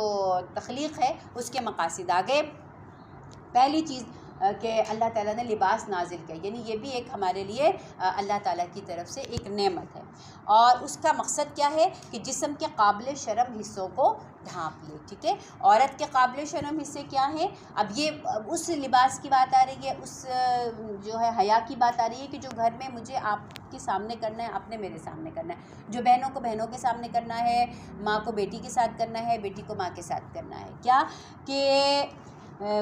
وہ قابل شرم حصے، اور عورت کے قابل شرم حصے جو ہیں اس کے یہاں تک اس کے ہاتھ ہیں، اور اس کے پیر جو ہیں وہ بھی ٹخنوں تک جو ہیں وہ ہیں، اور گلا بھی اس کے لیے اس میں نہیں ہے کہ وہ اتنا جو ہے وہ ڈیپ ہو، تو یہ سارے قابل شرم جو ہیں وہ حصے ہیں۔ اور کہا کہ لباس وہ کہ جو قابل شرم حصوں کو ڈھانپ لے، ٹھیک ہے۔ اور یہ بات آپ کو بھی اچھی طرح پتہ ہے کہ بے لباسی میں وہ لطف نہیں ہے، بے لباسی میں وہ خوبصورتی نہیں ہے جتنا خوبصورتی جو ہے اس میں ہے کہ جو صاف چھپتے بھی نہیں اور سامنے آتے بھی نہیں نا، وہ لباس کہ جو اس قدر ٹرانسپیرنٹ ہو کہ جسم جھلک جھلک کے دکھ رہا ہو، وہ لباس جو اتنا چست ہو کہ جسم کے جتنے بھی جو جوائنٹس ہیں اور جسم کی جو بھی ایک انسان کے نشیب و فراز ہیں، جسم میں جو بہار ہے، جو چیز ہے وہ ساری واضح ہو کر سامنے آ رہی ہو، وہ زیادہ اٹریکٹیو لگتی ہے۔ بے لباس ہو جائے تو پھر تو کچھ بھی اتنی خوبصورتی جو ہے وہ نہیں رہتی۔ یہ پوری ایک مائنڈ سائنس ہے، یا جو بھی آپ سمجھ لیجئے، کہ جس کے ذریعے جو ہے وہ ایسے لباس جو ہے، ایسے فیشنز جو ہے وہ بنائے جاتے ہیں کہ جس میں لباس ہوتا بھی ہے اور وہ جو ہے اس میں کپڑا بھی بہت ڈھیر سا استعمال ہو رہا ہوتا ہے، لیکن جو قابل شرم حصے ہیں نا وہ صاف چھپتے بھی نہیں اور سامنے نہ آنے والی تفسیر جو ہے وہ بنے ہوتے ہیں۔ تو فرمایا کہ جسم کی حفاظت ہے، ٹھیک ہے، اور زینت کا ذریعہ، یعنی گرمی سردی سے حفاظت کون کر رہا ہے؟ لباس کر رہا ہے نا ہمارے، اور زینت کا ذریعہ بھی ہے، یعنی اگر لباس ہے اور لباس آپ افورڈ کر سکتے ہیں، کوئی مہنگا لباس پہنتے ہیں، اچھا لباس پہنتے ہیں، پھر اس لباس پہ کوئی ستارے موتی لگا لیتے ہیں، اس لباس پہ کوئی لیس لگا لیتے ہیں، اس پر کوئی آپ کو خوبصورت چیز لگتی ہے وہ کر لیتے ہیں، تو اللہ تعالیٰ نے ممنوع تو نہیں کی یہ ساری چیزیں، بالکل یہ حلال ہیں، یہ جائز ہیں، لیکن بہترین لباس بتایا تقویٰ کا لباس ہے۔ مطلب یہ کہ وہ لباس کہ جس کو پہن کے آپ کے دل کے اندر اللہ کا ڈر آئے، وہ لباس جس کو پہن کے میں 10 دفعہ اپنے آپ کو جو ہے وہ آئینے میں دیکھوں اور میں اپنے آپ کو پھر کوئی برتر مخلوق جو ہے سمجھنے لگ جاؤں، اور تمام جو مجھے لوگ ہیں نا وہ کوئی گھٹیا اور نیچ اور کوئی گئے گزرے لوگ جو ہیں وہ مجھے محسوس ہونے لگ جائیں، تو ایسا لباس والے پہننے والے لباس کو جو ہے قیامت کے دن جو ہے وہ آگ کا لباس جو ہے وہ پہنایا جائے گا۔ اور یہ لباس جو ہے اس کے متعلق آیا کہ اللہ کی نشانیوں میں سے ایک نشانی ہے کہ شاید کہ لوگ اس سے سبق لیں۔ اے بنی آدم، ایسا نہ ہو کہ شیطان تمہیں پھر اس فتنے میں مبتلا کر دے جس طرح تمہارے والدین کو جنت سے نکلوایا اور ان کے لباس اتروا دیے، ان کی شرمگاہیں ایک دوسرے کے سامنے کھول دیں، کہا یہی تمہارے ماں باپ کے ساتھ ہوگا اور یہی تمہارے ساتھ بھی کرنا چاہیے گا کہ پہلے کیا کرے گا؟ وسوسے ڈالے گا، پھر کیا کرے گا کہ تمہارے لباس تم پر سے جو ہے وہ اتروائے گا۔ تو اب دیکھ لیجئے کہ دنیا میں جو بھی فتنے ہیں کہ اس میں کیا ہے کہ انسان جو ہے نا وہ بے لباسی کی طرف جو ہے وہ اچھا جو بے لباسی کی طرف انسان ذرا مشکل سے آتا ہے، تو وہ ایسے لباس کی طرف لے کر آ رہے ہیں جو لباس پہننے کے باوجود بھی جو ہے نا ایسا ہی محسوس ہو کہ لباس نہیں پہنا ہوا، بالکل سی تھرو قسم کے لباس ہیں، یا وہ اچھا پہلے یہ تھا کہ ایک خاص طبقے کے لوگ تھے جو اس قسم کے لباس اور اس طرح کی چیزیں جو ہے وہ پسند کیا کرتے تھے۔ اب جو پریشانی کی بات ہے وہ یہ ہے کہ خاص قسم کے لوگ نہیں بلکہ عام ہمارے گھرانوں میں بھی وہ فیشن کے نام پر، وہ جس چیز کے بھی نام پر وہ چیز جو ہے وہ اتنی زیادہ جو ہے وہ آ چکی ہے کہ خاص طور پر وہ جو اس طرح کے جو ٹائٹس جو ہیں جو وہ چل رہے ہیں کہ بالکل، اور اس میں بھی اگر وہ سکن کلر کا ٹائٹ ہو تو ایک نظر میں تو ایسے لگتا ہے کہ شاید کچھ پہنا ہوا ہے یا نہیں پہنا ہوا، اور گھٹنے کا جوڑ تک جو ہے وہ اس ٹائٹس کے ساتھ محسوس ہوتا ہے، پھر اس کے ساتھ لمبے چوک والی جو ہیں وہ قمیضیں ہو جائیں اور وہ ذرا سا بھی آگے پیچھے ہو تو صاف پتہ چلتا ہے کہ یہ پنڈلی ہے اور یہ گھٹنا ہے اور یہ ران ہے، اور ایک ایک چیز مطلب لا حول ولا قوۃ الا باللہ العلی العظیم، کہ ہم عورتیں ہیں، ہم دیکھ کر جو ہے نا بدمزہ ہو جاتے ہیں. تو آپ سمجھ لیجئے کہ پھر جن کے لیے تو ان چیزوں میں کشش رکھی گئی ہے ان کو جو ہے وہ کیا محسوس جو ہے وہ ہوتا ہوگا. پھر ٹاپس اس قسم کے آ رہی ہیں جو اوپر پہنتے ہیں کہ ان ٹاپس میں بھی جو ہے وہ بہت ساری ایسی چیزیں ہیں، یا وہ اتنا وہ چھوٹا ہے وہ لباس کے جو ہے نا وہ پوری طرح جو ہے وہ نہیں آپ کے جسم کو جو ہے وہ ڈھانپ رہا، اور اس طرح کے تنگ لباس ہیں. تو یہ ساری چیزیں جو ہے نا اس کی تشریح میں جو ہے وہ آ جاتی ہیں کہ اس نے تمہارے لباس اتروا دیے. ضروری نہیں ہے کہ ہم یہ کہ جی بالکل بے لباس ہی ہوں گے، تو وہ نہیں. لباس اتروانے سے مراد یہ ہے کہ ایسا لباس کہ جس کو پہن کر جو ہے لباس اور بے لباسی میں کوئی خاص فرق محسوس نہ ہو. اور پھر فرمایا کہ وہ اور اس کے ساتھی تمہیں ایسی جگہ سے دیکھتے ہیں جہاں سے تم انہیں دیکھ بھی نہیں سکتے. ٹھیک ہے، یعنی شیطان ہر وقت تمہاری گھات میں لگا ہوا ہے، وہ ہر وقت تمہیں دیکھ رہا ہے اور ایسی ایسی جگہوں سے دیکھ رہا ہے کہ تم نہیں دیکھ سکتے. اس لیے کہا کہ جب لباس اتار رہے ہوں تو اللہ کا نام لے کر جو ہے، کیونکہ شیطان کو جو ہے برہنہ انسان کے اندر جو ہے نا بہت زیادہ جو ہے اٹریکشن جو ہے وہ فیل ہوتی ہے اور وہ اس کو دکھتے ہیں. اور شیاطین کو ہم نے لوگوں کا سرپرست بنا دیا ہے جو ایمان نہیں لاتے. یہ لوگ جب کوئی شرمناک کام کرتے ہیں تو کہتے ہیں کہ ہم نے تو اپنے باپ دادا کو اسی طریقے پر پایا تھا. سب سے بڑی دلیل جو لوگوں کے پاس ہے، ہم ان طریقوں کو کیسے چھوڑ دیں؟ کفار مکہ کیوں نہیں مان لاتے تھے رسول اللہ صلی اللہ علیہ وسلم پہ؟ حالانکہ صداقت اور امانت میں آپ صلی اللہ علیہ وسلم کی وہ گواہی دیا کرتے تھے، سچائی کے وہ گواہ تھے آپ صلی اللہ علیہ وسلم کی. کہتے تھے یہ کون سی باتیں کر رہے ہیں جو اس سے پہلے ہمارے باپ دادوں نے نہیں کی، اور اللہ نے ہمیں ایسا کرنے کا حکم دیا ہے، اور اللہ ہی نے ہمیں ایسا کرنے کا حکم دیا، یعنی کہ اپنے باپ دادوں کے طریقوں کے اوپر جو ہے وہ چلو. اور اس میں کون سا طریقہ آ رہا ہے؟ اس میں خانہ کعبہ کا برہنہ طواف، کہ وہ کہتے تھے کہ جیسے ہم اللہ کے پاس سے آئے ہیں نا، یعنی ظاہر ہے جب اس دنیا میں آتے تو برہنہ ہوتا ہے، تو کہا کہ جیسے ہم اللہ کے پاس سے آئے ہیں نا تو اسی حالت میں ہم اللہ کے سامنے جو ہے نا وہ اب طواف جو ہے وہ کریں گے. اور اس کو بہت بڑی نیکی سمجھتے تھے. تو جب کہا گیا کہ تو بہت بڑا گناہ ہے تو کہنے لگے ہمارے تو باپ دادا ایسے کرتے تھے، ہم نے تو اسی طریقے پایا. تو کہو اللہ بے حیائی کا حکم نہیں دیا کرتا. کیا تم اللہ کا نام لے کر وہ باتیں کہتے ہو جس کے متعلق تمہیں علم نہیں ہے کہ وہ اللہ کی طرف سے ہیں؟ اے نبی صلی اللہ علیہ وسلم ان سے کہہ دو میرے رب نے تو انصاف کا حکم دیا ہے. اس کا حکم تو یہ ہے کہ ہر عبادت میں اپنا رخ ٹھیک رکھوں اور اسی کو پکاروں، اپنے دین کو اس کے لیے خالص رکھوں. جس طرح اس نے اب تمہیں پیدا کیا اس طرح تم پھر سے پیدا کیا جاؤ گے. ایک گروہ کو تو اس نے سیدھا راستہ دکھا دیا ہے، مگر دوسرے گروہ پر گمراہی چسپاں ہو کر رہ گئی ہے، کیونکہ انہوں نے خدا کے بجائے شیاطین کو اپنا سرپرست بنا لیا ہے اور وہ سمجھ رہے ہیں کہ ہم سیدھی راہ پر ہیں. اے بنی آدم، عبادت کے موقع پر اپنی زینت سے آراستہ رہو. یعنی برہنہ ہونا تو بہت جو ہے وہ دور کی بات ہے. یہاں تو حکم یہ دیا جا رہا ہے کہ جب عبادت کرنے کے لیے آؤ تو زینت سے آراستہ رہو. زینت سے آراستہ سے مراد کیا ہے کہ لباس آپ کا صاف ہو، لباس آپ کا پاک ہو، لباس میں اگر خوشبو لگی ہوئی ہو تو سبحان اللہ، صاف ستھرے ہو، ناخن کترے ہوئے ہوں، بال بنے ہوئے ہوں، ہے نا. یعنی یہ چیز ہمارے دین میں پسندیدہ ہے. یہ پتہ نہیں کون سا دین ہے جو لوگ جو ہے وہ ہندو ازم میں اور اس کے اندر جو ہے وہ یہ ہے کہ جی بالکل اپنے آپ کو جو ہے نہ نہاؤ نہ صاف ستھرے رہو اور اس کو وہ دین سمجھتے ہیں. کہا نہیں، خذوا زینتکم عند کل مسجد، کہ تم جب بھی مسجد میں آؤ. یہاں تک کہ ہمارے یہاں تو اتنی پابندی ہے کہ جس نے کوئی لہسن جو ہے وہ کھایا ہوا ہو یا پیاز ایسی کچی جو ہے وہ کھائی ہوئی ہو تو آپ کو پتہ ہے کتنی دیر اس کی منہ سے اسمیل جو ہے وہ نہیں جاتی. کہ ہماری مسجدوں میں نہ آئے، تکلیف ہوتی ہے نا. اور فرشتوں کو جو ہے کہا کہ کھانا کھانے کے بعد جو ہے وہ خلال کر لیا کرو، ہے نا، اور منہ سے اس ذائقے کو جو ہے وہ ختم کر دیا کرو کلی کر کے، اور پھر نماز کو جو ہے وہ ادا کیا کرو، کیونکہ فرشتوں کو تکلیف ہوتی ہے. ٹھیک ہے، جب وہ آپ سے یہ عبادت جو ہے وہ لینے کے لیے آتے ہیں تو فرشتوں کو جو ہے وہ تکلیف پہنچتی ہے. تو لہٰذا ہمارے ہاں تو اس چیز کو بہت زیادہ ہائی لائٹ کیا گیا ہے. اور کھاؤ اور پیو بھی، واشربوا ولا تسرفوا، کھاؤ لیکن کیا تسرفوا، اسراف نہیں کرو، حد سے باہر نہیں رہو. اور انہ لا یحب المسرفین، بے شک اللہ تعالیٰ جو ہے وہ اسراف کرنے والوں کو، حد سے بڑھنے والوں کو پسند نہیں کرتا. اے نبی صلی اللہ علیہ وسلم ان سے کہو کس نے اللہ کی اس زینت کو تم پہ حرام کر دیا جسے اللہ نے اپنے بندوں کے لیے نکالا تھا، اور کس نے خدا کی بخشی ہوئی پاک چیزیں ممنوع کر دی. اللہ نے جو چیزیں حلال رکھیں، جائز رکھیں، وہ تو میرے اور آپ کے لیے حلال ہیں، جائز ہیں، ہم ان کو استعمال کر سکتے ہیں. یا تو اتنی ہم حد سے باہر جو ہے وہ نکل جاتے ہیں کہ انہیں حلال چیزوں کو بھی حرام جو ہے وہ کر لیتے ہیں، اور یا پھر اتنی حد سے نکل جاتے ہیں کہ جو حرام چیزیں ان کو بھی اپنے لیے جائز سمجھ لیتے ہیں۔ کا دیکھو حلال کیا ہے اور حرام کیا ہے۔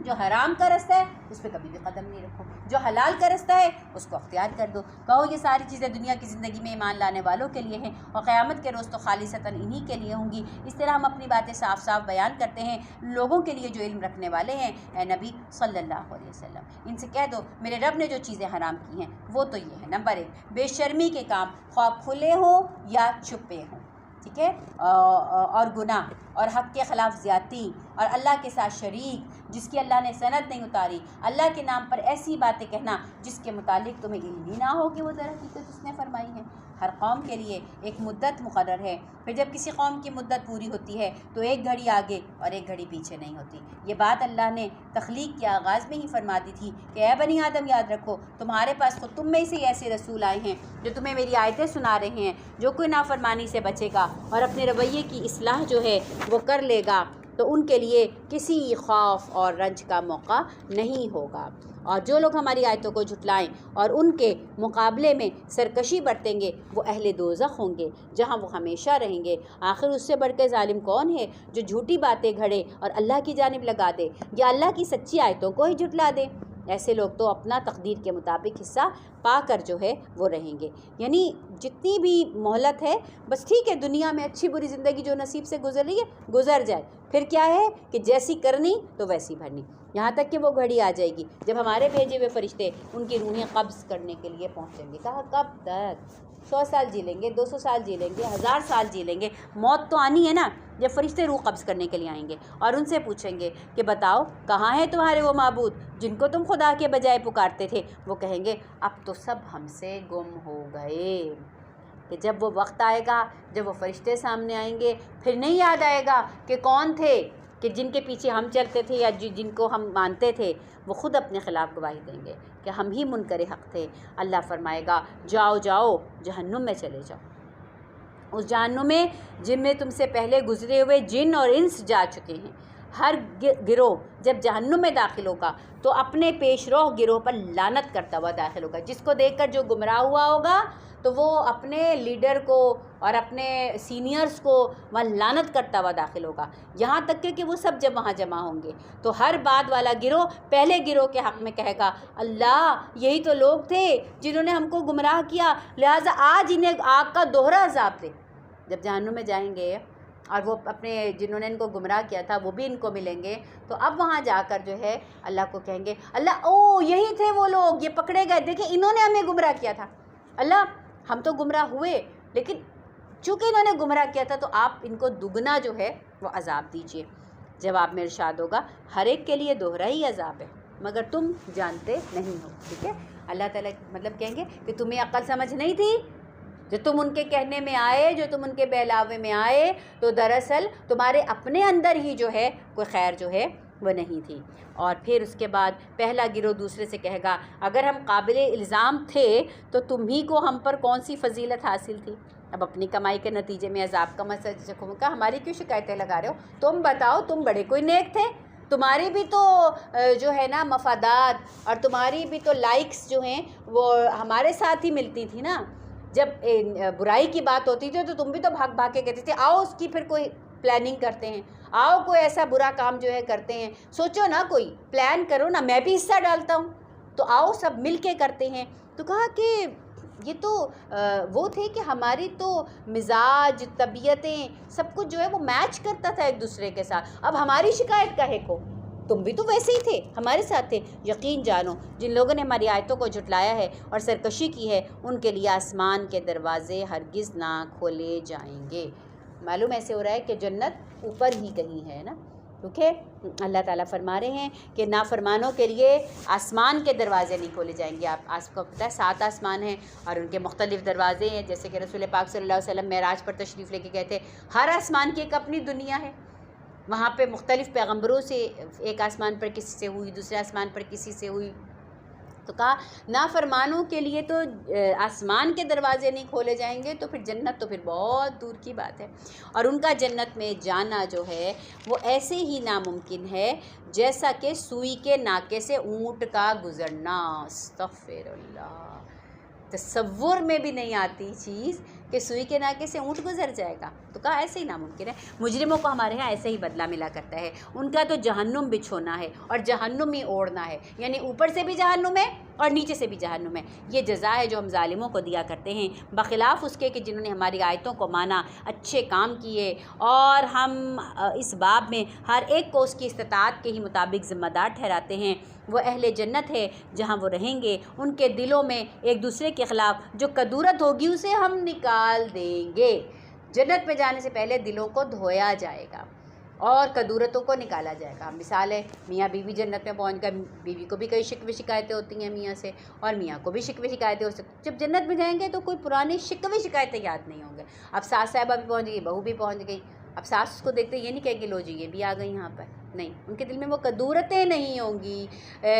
بہت سارے ایسے ہوتے ہیں لوگ کہ جن کے دلوں میں آپس میں جو ہے وہ اہل جنت بھی ہوں گے، لیکن دنیا کے کچھ معاملات پہ مس انڈرسٹینڈنگز جو ہے اس کی وجہ سے جو ہے کچھ چیزیں جو ہیں وہ نہیں ہوتی، تو لیکن جب جنت میں پہنچیں گے تو جنت کی سب سے بڑی خوبی یہ ہے کہ کدورت نہیں ہوگی، اور دنیا کی سب سے بڑی مصیبت یہ ہے کہ گھروں میں بھی ایک دوسرے کے دل میں بغض ہے، کدورتیں ہیں، عزتیں محفوظ نہیں ہیں، مال محفوظ نہیں ہے گھروں میں ایک دوسرے کا، تو وہ گھر ہے یا جہنم ہے؟ کہ جہاں مجھے یہ ڈر ہو کہ ہم گھر میں 4 لوگ ہیں یا 6 لوگ ہیں، اب میں ادھر ہوں گی تو وہ میری بات کرے گا، وہ ادھر ہوگا تو میں اس کی بات کروں گی، ٹھیک ہے؟ تو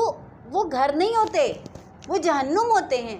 اور وہ گھر جو ہیں وہ جنت ہوتے ہیں جہاں ایک دوسرے سے کی خیر خواہی ہوتی ہے، جہاں ایک دوسرے کی محبتیں ہوتی ہیں، جہاں ایک دوسرے سے عزتیں محفوظ ہوتی ہیں، جہاں مال ایک دوسرے سے محفوظ جو ہے وہ ہوتا ہے، جہاں پہ ایک دوسرے پہ شبہ نہیں ہوتا، جہاں ایک دوسرے کے لیے دل میں عناد نہیں ہوتا، بغض نہیں ہوتا، کدورت نہیں ہوتی، سلامن سلامہ، خیر ہی خیر ہوتی ہے۔ آپ مجھے خیر خواہی کی بات کہہ رہی ہیں، میں آپ کو خیر خواہی کی بات کہہ رہی ہوں، آپ کی میرے ساتھ چخ چخ نہیں ہے، میری آپ کے ساتھ چخ چخ نہیں ہے نا؟ آپ میرے ساتھ کبھی اونچی آواز میں بات نہیں کرنی، میں آپ کے ساتھ نہیں کری، ہاں چونکہ ہمارے گھر انسانوں کے گھر ہیں، مٹی کے بنے ہوئے انسان ہیں ہم، کبھی کبھی جذبات میں آ کے کچھ ہو جاتا ہے، تو کبھی میں اونچی ہوئی تو آپ نے میری برداشت کر لی، کبھی آپ کی طبیعت میں تھوڑی خفگی ہوئی تو میں نے آپ کی برداشت کر لی، تو ایسے گھر پھر جنت کا نمونہ بن جاتے ہیں، کیونکہ تو جہنم کے نقشے ہیں جو بھی ہم نے کھینچے ہیں، وہ اس کو لعنت کر رہا ہے، وہ اس کو لعنت کر رہا ہے، وہ کہہ رہا ہے یہ مجرم، وہ کہتا ہے یہ مجرم، تو اگر یہ گھروں کے نقشے ہیں تو ہمیں بہت ہی استغفار کرنے کی ضرورت ہے، ہمیں بہت ہی توبہ کرنے کی ضرورت ہے کہ گھروں میں ہی دل ایک دوسرے سے اتنے کٹے ہوئے ہیں کہ ہم نمازوں میں بھی، سجدوں میں بھی اللہ سے ایک دوسرے کی شکایتیں لگاتے ہیں کہ دیکھو یہ میری دیورانی نے میرے ساتھ یہ کر دیا، یہ دیکھیں میری بھابھی نے میرے ساتھ یہ کر دیا، یہ دیکھیں میری نند نے میرے ساتھ یہ کر دیا، میری ساس نے ایسے کر دیا، میری بہو نے میرے ساتھ ایسے کر دیا، تو وہ گھر کہاں ہیں؟ گھر کا مطلب تو سکون جو ہے اس کا نام تھا، یہ رشتوں کا نام جو ہے وہ تو محبت تھا، اور وہ چیز جو ہے وہ کہاں چلی گئی؟ تو جنت میں کہا کہ جانے سے پہلے اگر کوئی دنیا کی کدورتیں ہوں گی، اس کے کوئی اثرات ہوں گے تو نکال دیں گے، جنت کے نیچے نہری بہتی ہوں گی، اور وہ کہیں گے کہ تعریف ہے خدا کے لیے، الحمدللہ الذی ہدانا لہذا، کہ تعریف ہے خدا کے لیے جس نے ہمیں یہ راستہ دکھایا، ہم خود تو یہ راہ نہیں پا سکتے تھے، یہ ایک اللہ کا فضل ہے، یہ اللہ کی توفیق ہے۔ اگر ہم جو ہے کہ کوئی نیکی کا کام کرتے ہیں تو خواہش تو بے شک ہماری ہے، لیکن اس کو کرنے کی توفیق کس نے دی؟ اللہ نے دی۔ اب دیکھیں میرا ارادہ تھا، آپ کا ارادہ ہے کہ بھئی ہم اس قرآن کی محفل میں آ کر بیٹھے، لیکن خدا نہ خواستہ اگر آپ کی طبیعت خراب ہو جائے، اللہ نہ کرے میری طبیعت خراب ہو جائے، تو ہم آ سکتے ہیں؟ نہیں آ سکتے نا۔ اللہ نہ کرے کوئی حادثہ ہو جائے، اللہ نہ کرے کوئی شہر کے حالات خراب ہو جائے، نہ آپ گھر سے نکل سکیں نہ میں گھر سے نکل سکوں، تو یہ نہ سمجھیں کہ جو ہے نا مطلب میری خواہش پہ کچھ نہیں ہوتا، میری خواہش تو ہے، لیکن میری خواہش کے ساتھ حالات بھی اگر سازگار ہیں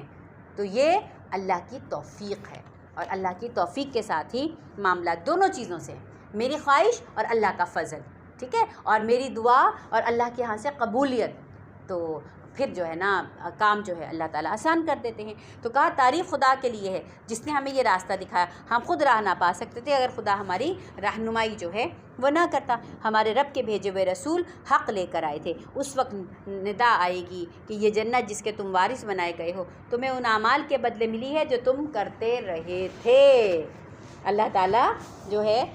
لوگ اللہ کے شکر گزار ہو رہے ہوں گے اور اللہ تعالیٰ ہماری ایکنالجمنٹ کر رہے ہیں کہ یہ جنت مفت کا مال نہیں تھی، ایسے گری پڑی نہیں مل گئی ہے، یہ ملی ہے بما کنتم تعملون، کہ جو تم عمل کیا کرتے اور تم وارث بنا کے گئے ہو۔ وارث انسان کس چیز کا بنتا ہے؟ جو اس کے باپ کی چیز ہوتی ہے۔ جنت ہمارے باپ کی میراث ہے، ہمارا باپ اور ہماری ماں جنت کے لیے بنے تھے، وہ جنت میں رہے تھے، وہ جنت سے نکالے گئے تھے اور دنیا میں بھیجے گئے تھے اس جنت کو واپس کمانے کے لیے، حاصل کرنے کے لیے۔ اور آج میں اور آپ بھی دنیا میں اسی لیے ہیں کہ ہم اس جنت کو کما لیں، اس جنت کو حاصل کر لیں کہ جس کے بالآخر وارث ہم ہی ہیں۔ تو فرمایا کہ پھر یہ جنت کے لوگ دوزخ والوں سے وہ پکاریں گے اور ان کو کہیں گے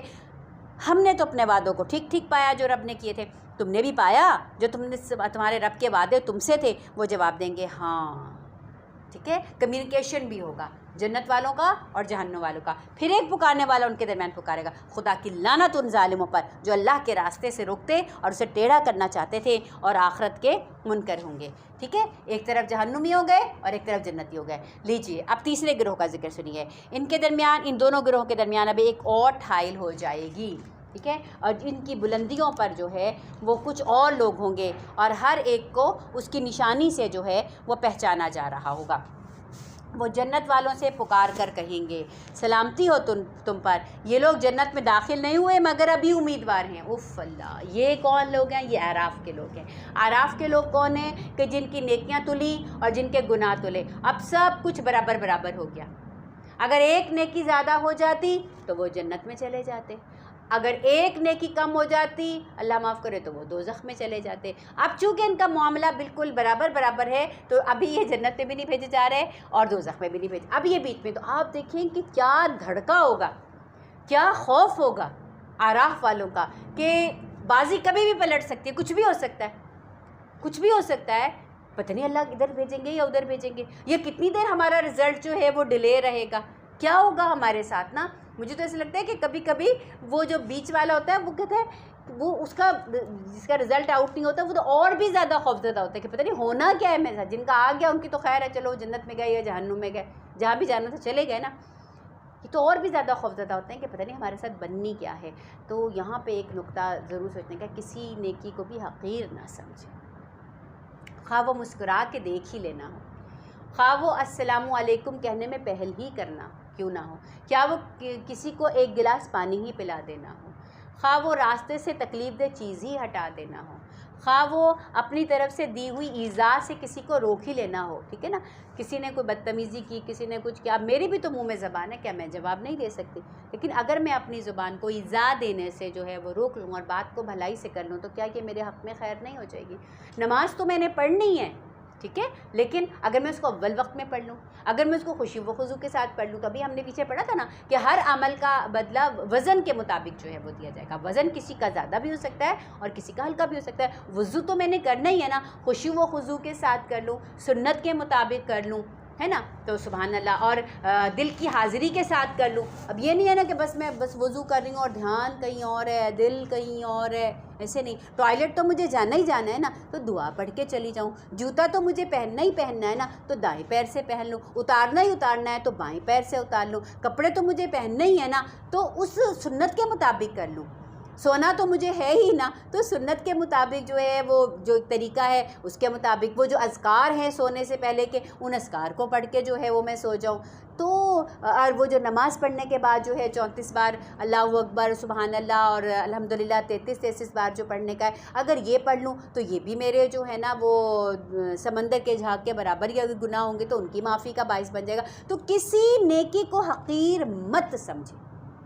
کسی کام کو حقیر جو ہے وہ مت سمجھے، نہ معلوم کل میری کون سی نیکی کب میری ضرورت پڑ جائے اور کب میرے جو ہے کام جو ہے وہ آ جائے، اور کون سا میری زبان کا نکلا ہوا لا الہ الا اللہ محمد الرسول اللہ کا پرچہ میرے اعمال نامے میں پڑ جائے، کون سا میرے منہ سے نکلا ہوا درود شریف جو ہے وہ میرے نامہ اعمال کے پرچے میں پڑ جائے اور میرا وزن جو ہے بھاری جو، کون سا سبحان اللہ کسی کیفیت میں کہا ہوا میرے منہ سے نکلے اور وہ میرے اعمال نامے کو بھاری کر دے۔ تو یہ جو اعراف والی جو ایک سچویشن جو ہے وہ آئی ہے، تو یہ کچھ اتنے سیف زون میں نہیں کھڑے یہ لوگ، ابھی یہ جو ہیں امیدوار ہیں، اور یہ جب جنت والوں کو پکاریں گے اور وہاں پہ کہیں گے ہائے ہم نہیں آئے، لیکن ہم امیدوار ہیں ضرور جنت کے۔ اور جب ان کی نگاہیں دوزخ والوں کی طرف جائیں گی تو کہیں گے اللہ تو ہمیں ان ظالم لوگوں میں شامل مت کرنا، پھر خوف زدہ ہو جائیں گے، پھر لرز اٹھیں گے، پھر کانپ اٹھیں گے۔ پھر یہ اعراف کے لوگ دوزخ کی چند بڑی بڑی شخصیتوں کو ان کی علامتوں سے پہچان لیں گے اور ان کو پکار کے کہیں گے دیکھ لیا تم نے، آج نہ تمہارے جتھے کسی کام آئے، نہ وہ ساز و سامان جن کو تم بڑی چیز سمجھتے تھے، ہے نا۔ جہنم میں بھی جو بڑے بڑے دنیا کی سیلیبریٹیز تھیں، دنیا کے بڑے نامور لوگ تھے، جب وہ جہنم میں جائیں گے تو وہاں وہ بھی پہچانے جا رہے ہوں گے، اور جب یہ اعراف والے لوگ ان کو دیکھیں گے تو وہاں پہ کہیں گے اوہو تمہیں بڑا گمان تھا کہ ہم ایسے کر لیں گے، ہم ایسے کر لیں گے، کچھ کام آیا؟ کچھ بھی کام نہیں آیا تمہارے۔ اور کیا یہ اہل جنت وہی نہیں ہیں جن کے متعلق تم قسمیں کھا کھا کے کہتے تھے کہ ان کو تو خدا اپنی رحمت سے کچھ بھی نہ دے گا؟ کیونکہ اعراف والے لوگ جیسے بھی ہم نے پڑھا نا، یہ بیچ کے لوگ ہوں گے، اس لگتا ہے کہ ان کی دعا سلام جو ہے وہ برے لوگوں کے ساتھ بھی تھی اور ان کی دعائیں سلامیں جو ہے وہ نیک لوگوں کے ساتھ بھی تھی، تبھی تو بیچارے برابر برابر آ گئے نا۔ تو جب وہ جہنمیوں میں جو ہے وہ ہٹے کٹے جو کافر تھے، اب ان کو جب دیکھیں گے تو ان کو دیکھ کے توبہ توبہ کریں گے، اور جنتیوں کو بھی جو دیکھ رہے ہوں گے ان کو بھی پہچان رہے ہوں گے، تو کہیں گے جہنمیوں کو پھر یہ کہیں گے کہ ان لوگوں کے متعلق تم کہتے تھے کہ ان کو کچھ نہیں ملے گا، ان کے پاس دنیا میں کیا ہے؟ کوئی ناموری نہیں ہے، کوئی شہرت نہیں ہے، کوئی عزت نہیں ہے، کوئی بڑائی نہیں ہے، ہمارے پاس دیکھو،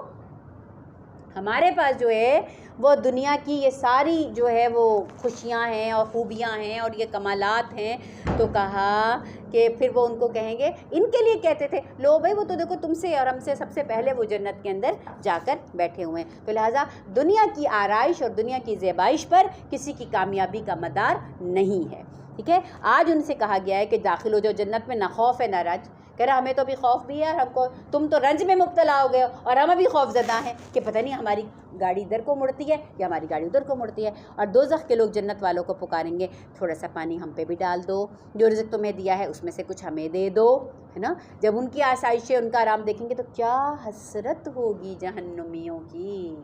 اور اس حسرت کے عالم میں کوئی ان کا اپنا کوئی دوست نظر آ گیا، کوئی رشتہ دار نظر آ گیا، کوئی بہن بھائی نظر آ گیا، یا کوئی بھی نظر آ گیا، تو اس کو کہیں گے ہائے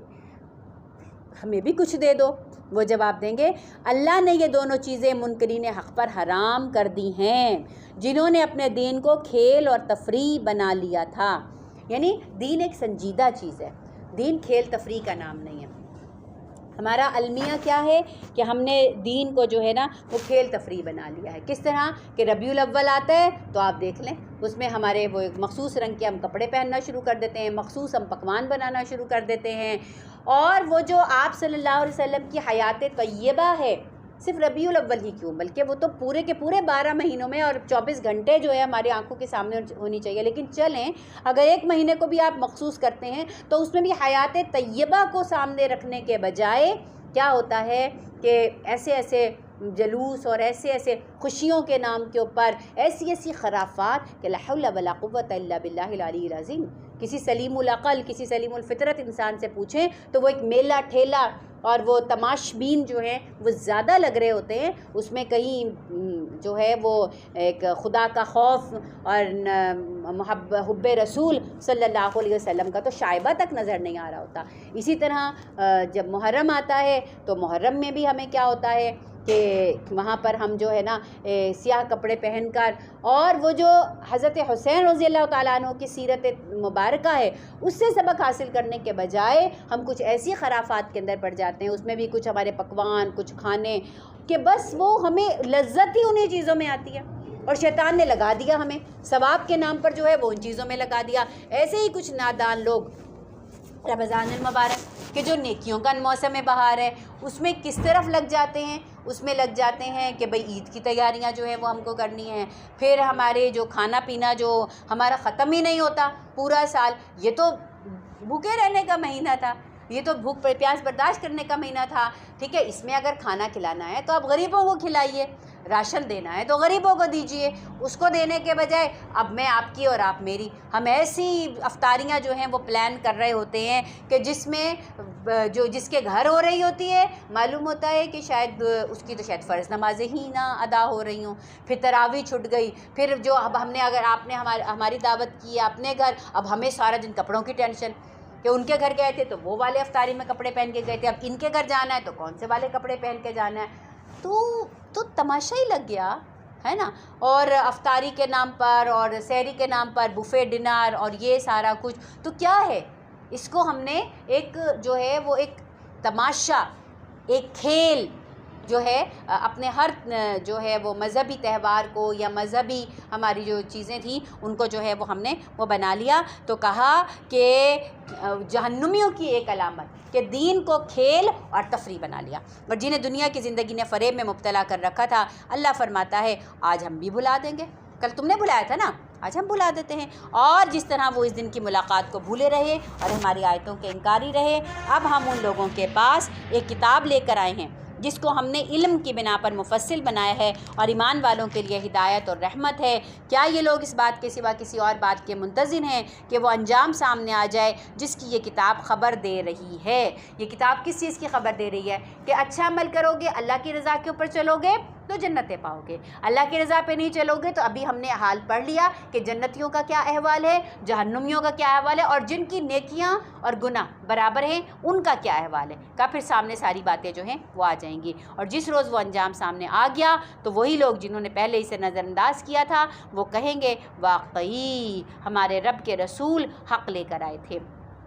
پھر کیا ہمیں اب کچھ سفارشی ملیں گے کہ جو ہمارے حق میں سفارش کر دیں، یا ہمیں دوبارہ ہی بھیج دیا جائے تاکہ جو کچھ ہم کرتے رہے ہیں اب اس کے سوا کچھ کر کے آئیں؟ جب قیامت کی حقیقت کھل جائے گی، جب غیب کے علم پر ایمان نہ لے کر آئے، نبی نے تو کہہ دیا کہ جنت بھی حق ہے اور جہنم بھی پر حق ہے، ٹھیک ہے، اب وہ اس پر تو ایمان نہ لے کر آئے اور بھٹکتے رہے. اب جب دنیا میں سے نکل گئے اور جنت سے جو ہے وہ نکل کے اور جہنم میں پہنچ گئے اور عذاب کی سزا جو ہے ان پہ لازم ہو گئی، تو اب وہ کہہ رہے ہیں اللہ تعالیٰ کوئی سیکنڈ چانس مل سکتا ہے ہمیں، دنیا میں دوبارہ بھیج دیں، ٹھیک ہے، اب نہیں کریں گے ہم وہ جیسے پہلے کیا تھا نا، اب نہیں وہ کریں گے. تو اللہ کہتے ہیں انہوں نے تو اپنے آپ کو خسارے میں ڈال دیا، اور وہ سارے جھوٹ جو انہوں نے گھڑ رکھے تھے وہ جھوٹ ان سے گم ہو گئے. در حقیقت تمہارا رب اللہ ہے جس نے آسمان و زمین کو 6 دنوں میں پیدا کیا، پھر وہ اپنے تخت پر جلوہ فرما ہوا. یہ بھی ایک عجیب معاملہ ہے کہ اللہ سبحانہ و تعالیٰ جو ہے وہ تو ایک لمحے میں بنا سکتے تھے، وہ تو ایک لمحے میں بنا سکتے تھے، لیکن اللہ تعالیٰ کہہ رہے ہیں کہ میں نے 6 دن میں بنایا. یعنی اللہ تعالیٰ کہہ رہے ہیں کہ زمین بنائی اور پھر اس کے بعد سمندر اور انسان اور نباتات اور حیوانات، یہ ساری چیزیں. اس کا مطلب یہ ہے کہ بے شک اللہ کی کیپیسٹی تھی، اللہ کا اختیار تھا، لیکن اللہ تعالیٰ نے اس کو بتدریج جو ہے بنایا. تو اللہ تعالیٰ بتدریج کام کرنے کو پسند کرتے ہیں. اچھا، پھر جو ہے کچھ لوگوں کا عقیدہ یہ ہے کہ 6 دن میں اللہ تعالیٰ نے جو ہے وہ دنیا بنائی اور 7ویں دن نعوذ باللہ اللہ تھک گئے اور اللہ تعالیٰ نے آرام کیا. کہ یہ بالکل ایک باطل عقیدہ ہے، یہ جھوٹ عقیدہ ہے. نہ اللہ تعالیٰ تھکے اور نہ اللہ تعالیٰ کو آرام کرنے کی ضرورت پیش آئی. اب وہ اللہ ہی ہے کہ جو رات کو دن پہ ڈھانکتا ہے اور دن رات کے پیچھے دوڑا چلا آتا ہے. ایک سسٹم ہے، چل رہا ہے اور چل رہا ہے. جس نے سورج چاند ستارے پیدا کیے سب اس کے کہنے پر چلتے ہیں، سب اسی کی پیدائش ہے، سب اسی کی مرضی ہے. وہ بہت ہی بابرکت ذات ہے. اللہ سارے جہانوں کا مالک و پروردگار ہے. اپنے رب کو پکارو گڑ گڑاتے ہوئے. دعا مانگنے کے آداب آ رہے ہیں. گڑ گڑانا کہا، نبی اکرم صلی اللہ علیہ وسلم نے ہمیں کیا تعلیم دی کہ رونے کی کوشش کرو. اچھا، رونا نہیں آ رہا، دل سخت ہو گئے، رونا نہیں آ رہا، تو رونے جیسی شکل ہی بنا لو، ہے نا. اگر اللہ سے مانگنے کا سلیقہ سیکھنا ہے تو بچوں سے سیکھیے، فقیروں سے سیکھیے. فقیر کیسے مطلب آواز بھی ایسے رونے والی بنا لیتے ہیں، 2 منٹ میں مطلب وہ ایک دم اپنا لہجہ بدل لیں گے، سب کچھ کر لیں گے، اور ذرا آپ سے بھیک مل گئی تو 1 منٹ میں ان کا لہجہ جو ہے وہ تبدیل ہو جاتا ہے. بچوں کو دیکھیں کہ جب انہوں نے آپ سے ایکسکیوز کرنا ہوتا ہے کسی چیز کے اوپر، اس قدر معصوم بن جائیں گے، ایسی آواز اپنی بنا لیں گے، ایسے وہ بن کر آئیں گے. تو اللہ تعالیٰ کہہ رہے ہیں کہ انہی سے سیکھ لو. گڑ گڑاتے ہوئے دعا کون سی قبول ہوتی ہے؟ اللہ تو ہر دعا قبول کرنے پر قادر ہے. جو حضوری قلب سے مانگی جائے، جس میں ہمارا قلب ہی حاضر نہ ہو، وہ کیا دعا ہوئی؟ تو اللہ کو پکارو گڑ گڑاتے ہوئے اور چپکے چپکے. یہ کیا بات ہوئی؟ خفیہ طور پر اللہ سے، کہ جو بات تم اللہ سے کر رہے ہو، دیکھیں یہ انفرادی دعا کی بات ہو رہی ہے نا، کہ جب میں اور آپ تنہائی میں اپنے اللہ کے ساتھ دعا مانگے تو اپنے آپ کو گڑ گڑا کی مراد کہ اللہ کو بڑا مانے، خود کو چھوٹا مانے، اللہ کو مالک جو ہے مانے، معبود مانے، اور اپنے آپ کو عبد مانے، ٹھیک ہے، اپنے آپ کو غلامی کی سطح پر جو ہے وہ لے کر آئیں. اور اللہ حد سے بڑھنے والے لوگوں کو پسند نہیں کرتا، یعنی جو مایوس ہو جاتے ہیں اور جو سمجھتے ہیں کہ تو مسئلہ ہی نہیں حل ہوگا، یہ تو بیماری کا علاج ہی کبھی نہیں ہوگا، یہ تو شاید ایسا ہی نہیں ہوگا، تو جو ایسے مایوس ہو جاتے ہیں وہ کرتے ہیں تو اللہ ان کو پسند نہیں کرتا. اور زمین میں فساد نہ کرو جب کہ اس کی اصلاح جو ہے وہ ہو چکی ہے، یعنی مصلحین بھیجے، پیغمبر بھیجے، اور زمین کی اللہ نے تو اصلاح کر دی، تو پھر تم کیوں اس کی زمین کی جو ہے وہ جو ہے اس کی خرابی کی طرف جو ہے وہ لگے. وہ خدا کو پکارو خوف کے ساتھ اور امید کے ساتھ، طمع کے ساتھ. خوف کیا ہو کہ میرے تو گناہ اتنے ہیں، میری اوقات کیا ہے میں اللہ سے آگے سوال کروں، جتنا دیر ہے میں اس کا شکر ادا کر سکی ہوں، اس کا فضل مان سکی ہوں. اور طمع کیا ہو کہ پھر دینا تو پھر اللہ ہی نے ہے نا، وہ جو بھی ہے، وہ جیسا بھی ہے، وہی تو مالک ہے. اب اس سے ہی نہ مانگوں تو کس سے مانگوں؟ تو دعا کے آداب جو ہے وہ آ رہے ہیں. بے شک اللہ کی رحمت نیک کردار لوگوں کے قریب ہے، اور وہ اللہ ہی ہے جو ہواؤں کو اپنی رحمت کے آگے خوشخبری لیے وہ بھیجتا ہے. ایک خاص قسم کی ہوا چلتی ہے تو ہم کہتے ہیں ہاں بارش آنے والی ہے، یہ ہوا بتا رہی ہے کہ بارش لے کر جو ہے وہ آئے گی. پھر جب وہ بادل لدے ہوئے پانی سے اٹھا کر لاتی ہے تو انہیں مردہ زمین کی طرف اللہ تعالیٰ دھکیل دیتا ہے، وہاں سے وہ میوہ برساتی ہیں، اور اس مری ہوئی زمین میں اللہ پھل نکال کے لاتا ہے. کا انسان کیسا مایوس ہو کے بیٹھ جاتا ہے کہ ایسا حبس ہو رہا ہوتا ہے، ایسی شدید گرمی ہوتی ہے، پھر اسی حبس میں ایک دم سے ہوا چل پڑتی ہے. تو ایسی میری زندگی اور آپ کی زندگی بھی کبھی حبس زدہ ہو جاتی ہے، لگتا ہے کہ یہاں کچھ بھی نہیں ہونا، پھر ایک دم سے اللہ تعالیٰ کوئی رحمت کا دروازہ کھول دیتا ہے، کسی کی دعا مجھے لگ جاتی ہے، میری اپنی دعا کوئی قبول ہو جاتی ہے، اور اللہ کی رحمت میری طرف متوجہ جو ہے وہ ہو جاتی ہے، اور مردہ زمین میں جان پڑ جاتی ہے، اور اس زمین سے اللہ تعالیٰ پھل نکال دیتا ہے. دیکھو اسی طرح ہم مردوں کو بھی حالت موت سے نکالتے ہیں. کہا ایسے ہی جو مردہ زمین پڑی ہے تمہیں لگتا ہے یہاں پہ فصل نہیں ہوگی، پھر یہیں پہ ہم نے فصلیں اگتی دیکھی نا. تو کہا اسی طرح جب تم مر جاؤ گے، جب تم مٹی میں چلے جاؤ گے، جب تمہارا وجود ریزہ ریزہ ہو جائے گا کہ کچھ سالوں کے بعد قبر کھود کے دیکھو تو معلوم ہی نہیں ہوتا کہ یہاں پر کوئی تھا، لیکن اسی ریزہ ریزہ انسان کو جو ہے اس کے بکھرے ہوئے وجود کو اللہ تعالیٰ اکٹھا کر دیں گے.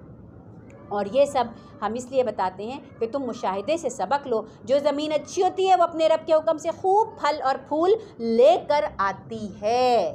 یعنی اب یہ قرآن کی وحی کی جو ہے بارش برس رہی ہے، آپ کے دل پہ بھی برس رہی ہے، میرے دل پر بھی برس رہی ہے. اب اگر میرے دل کی زمین زرخیز ہے تو میں جب ہدایت کی باتیں سنوں گی، جب میں خیر کی باتیں سنوں گی، تو میری زمین کے اوپر یہ بارش جب برس رہی ہے تو میری زمین میں سے، زرخیز زمین میں سے جو ہے وہ کارآمد فصل نکلے گی. اور اگر زمین جو خراب ہوتی ہے تو اس سے ناقص پیداوار کے سوا کچھ نہیں نکلتا ہے نا. اگر زمین بیکار ہوتی ہے تو اس میں سے جھاڑیاں ہی نکلتی ہیں، کانٹے دار ہی کچھ چیزیں جو ہے وہ نکل کر آتی ہیں. یہ ہمارا عام مشاہدہ ہے. اللہ تعالیٰ قرآن میں ایسی باتوں کا، نشانیوں کا ذکر کر کے مجھے اور آپ کو کہتے ہیں کہ ذرا دیکھو تو صحیح تم کس حال میں ہو. یہ نشانیاں ہیں. ہم نشانیوں کو بار بار پیش کرتے ہیں ان لوگوں کے لیے جو شکر گزار ہونے والے ہیں. صدق اللہ العظیم. الحمدللہ ہم نے یہ آیت نمبر 58 تک جو ہے وہ مکمل کر لیا. کل سیدنا نوح علیہ الصلاۃ والسلام کا قصہ جو ہے وہاں سے ہم شروع کریں گے. سبحانک اللہم و بحمدک نشہد ان لا الہ الا انت نستغفرک و نتوب الیک. سبحان ربک رب العزت عما یصفون وسلام علی المرسلین والحمد للہ رب العالمین. یا اللہ پاک ہم سب کا آنا، بیٹھنا، پڑھنا، سننا، سنانا تو اپنے لیے خالص فرما کر قبول و منظور فرما لے. اے اللہ آج ہم نے تخلیق آدم علیہ الصلاۃ والسلام کا قصہ سنا. آج ہم نے سنا کہ شیطان نے کس طرح اللہ پاک کو چیلنج کیا کہ میں آپ کے بندوں کو جو ہے بہکا کر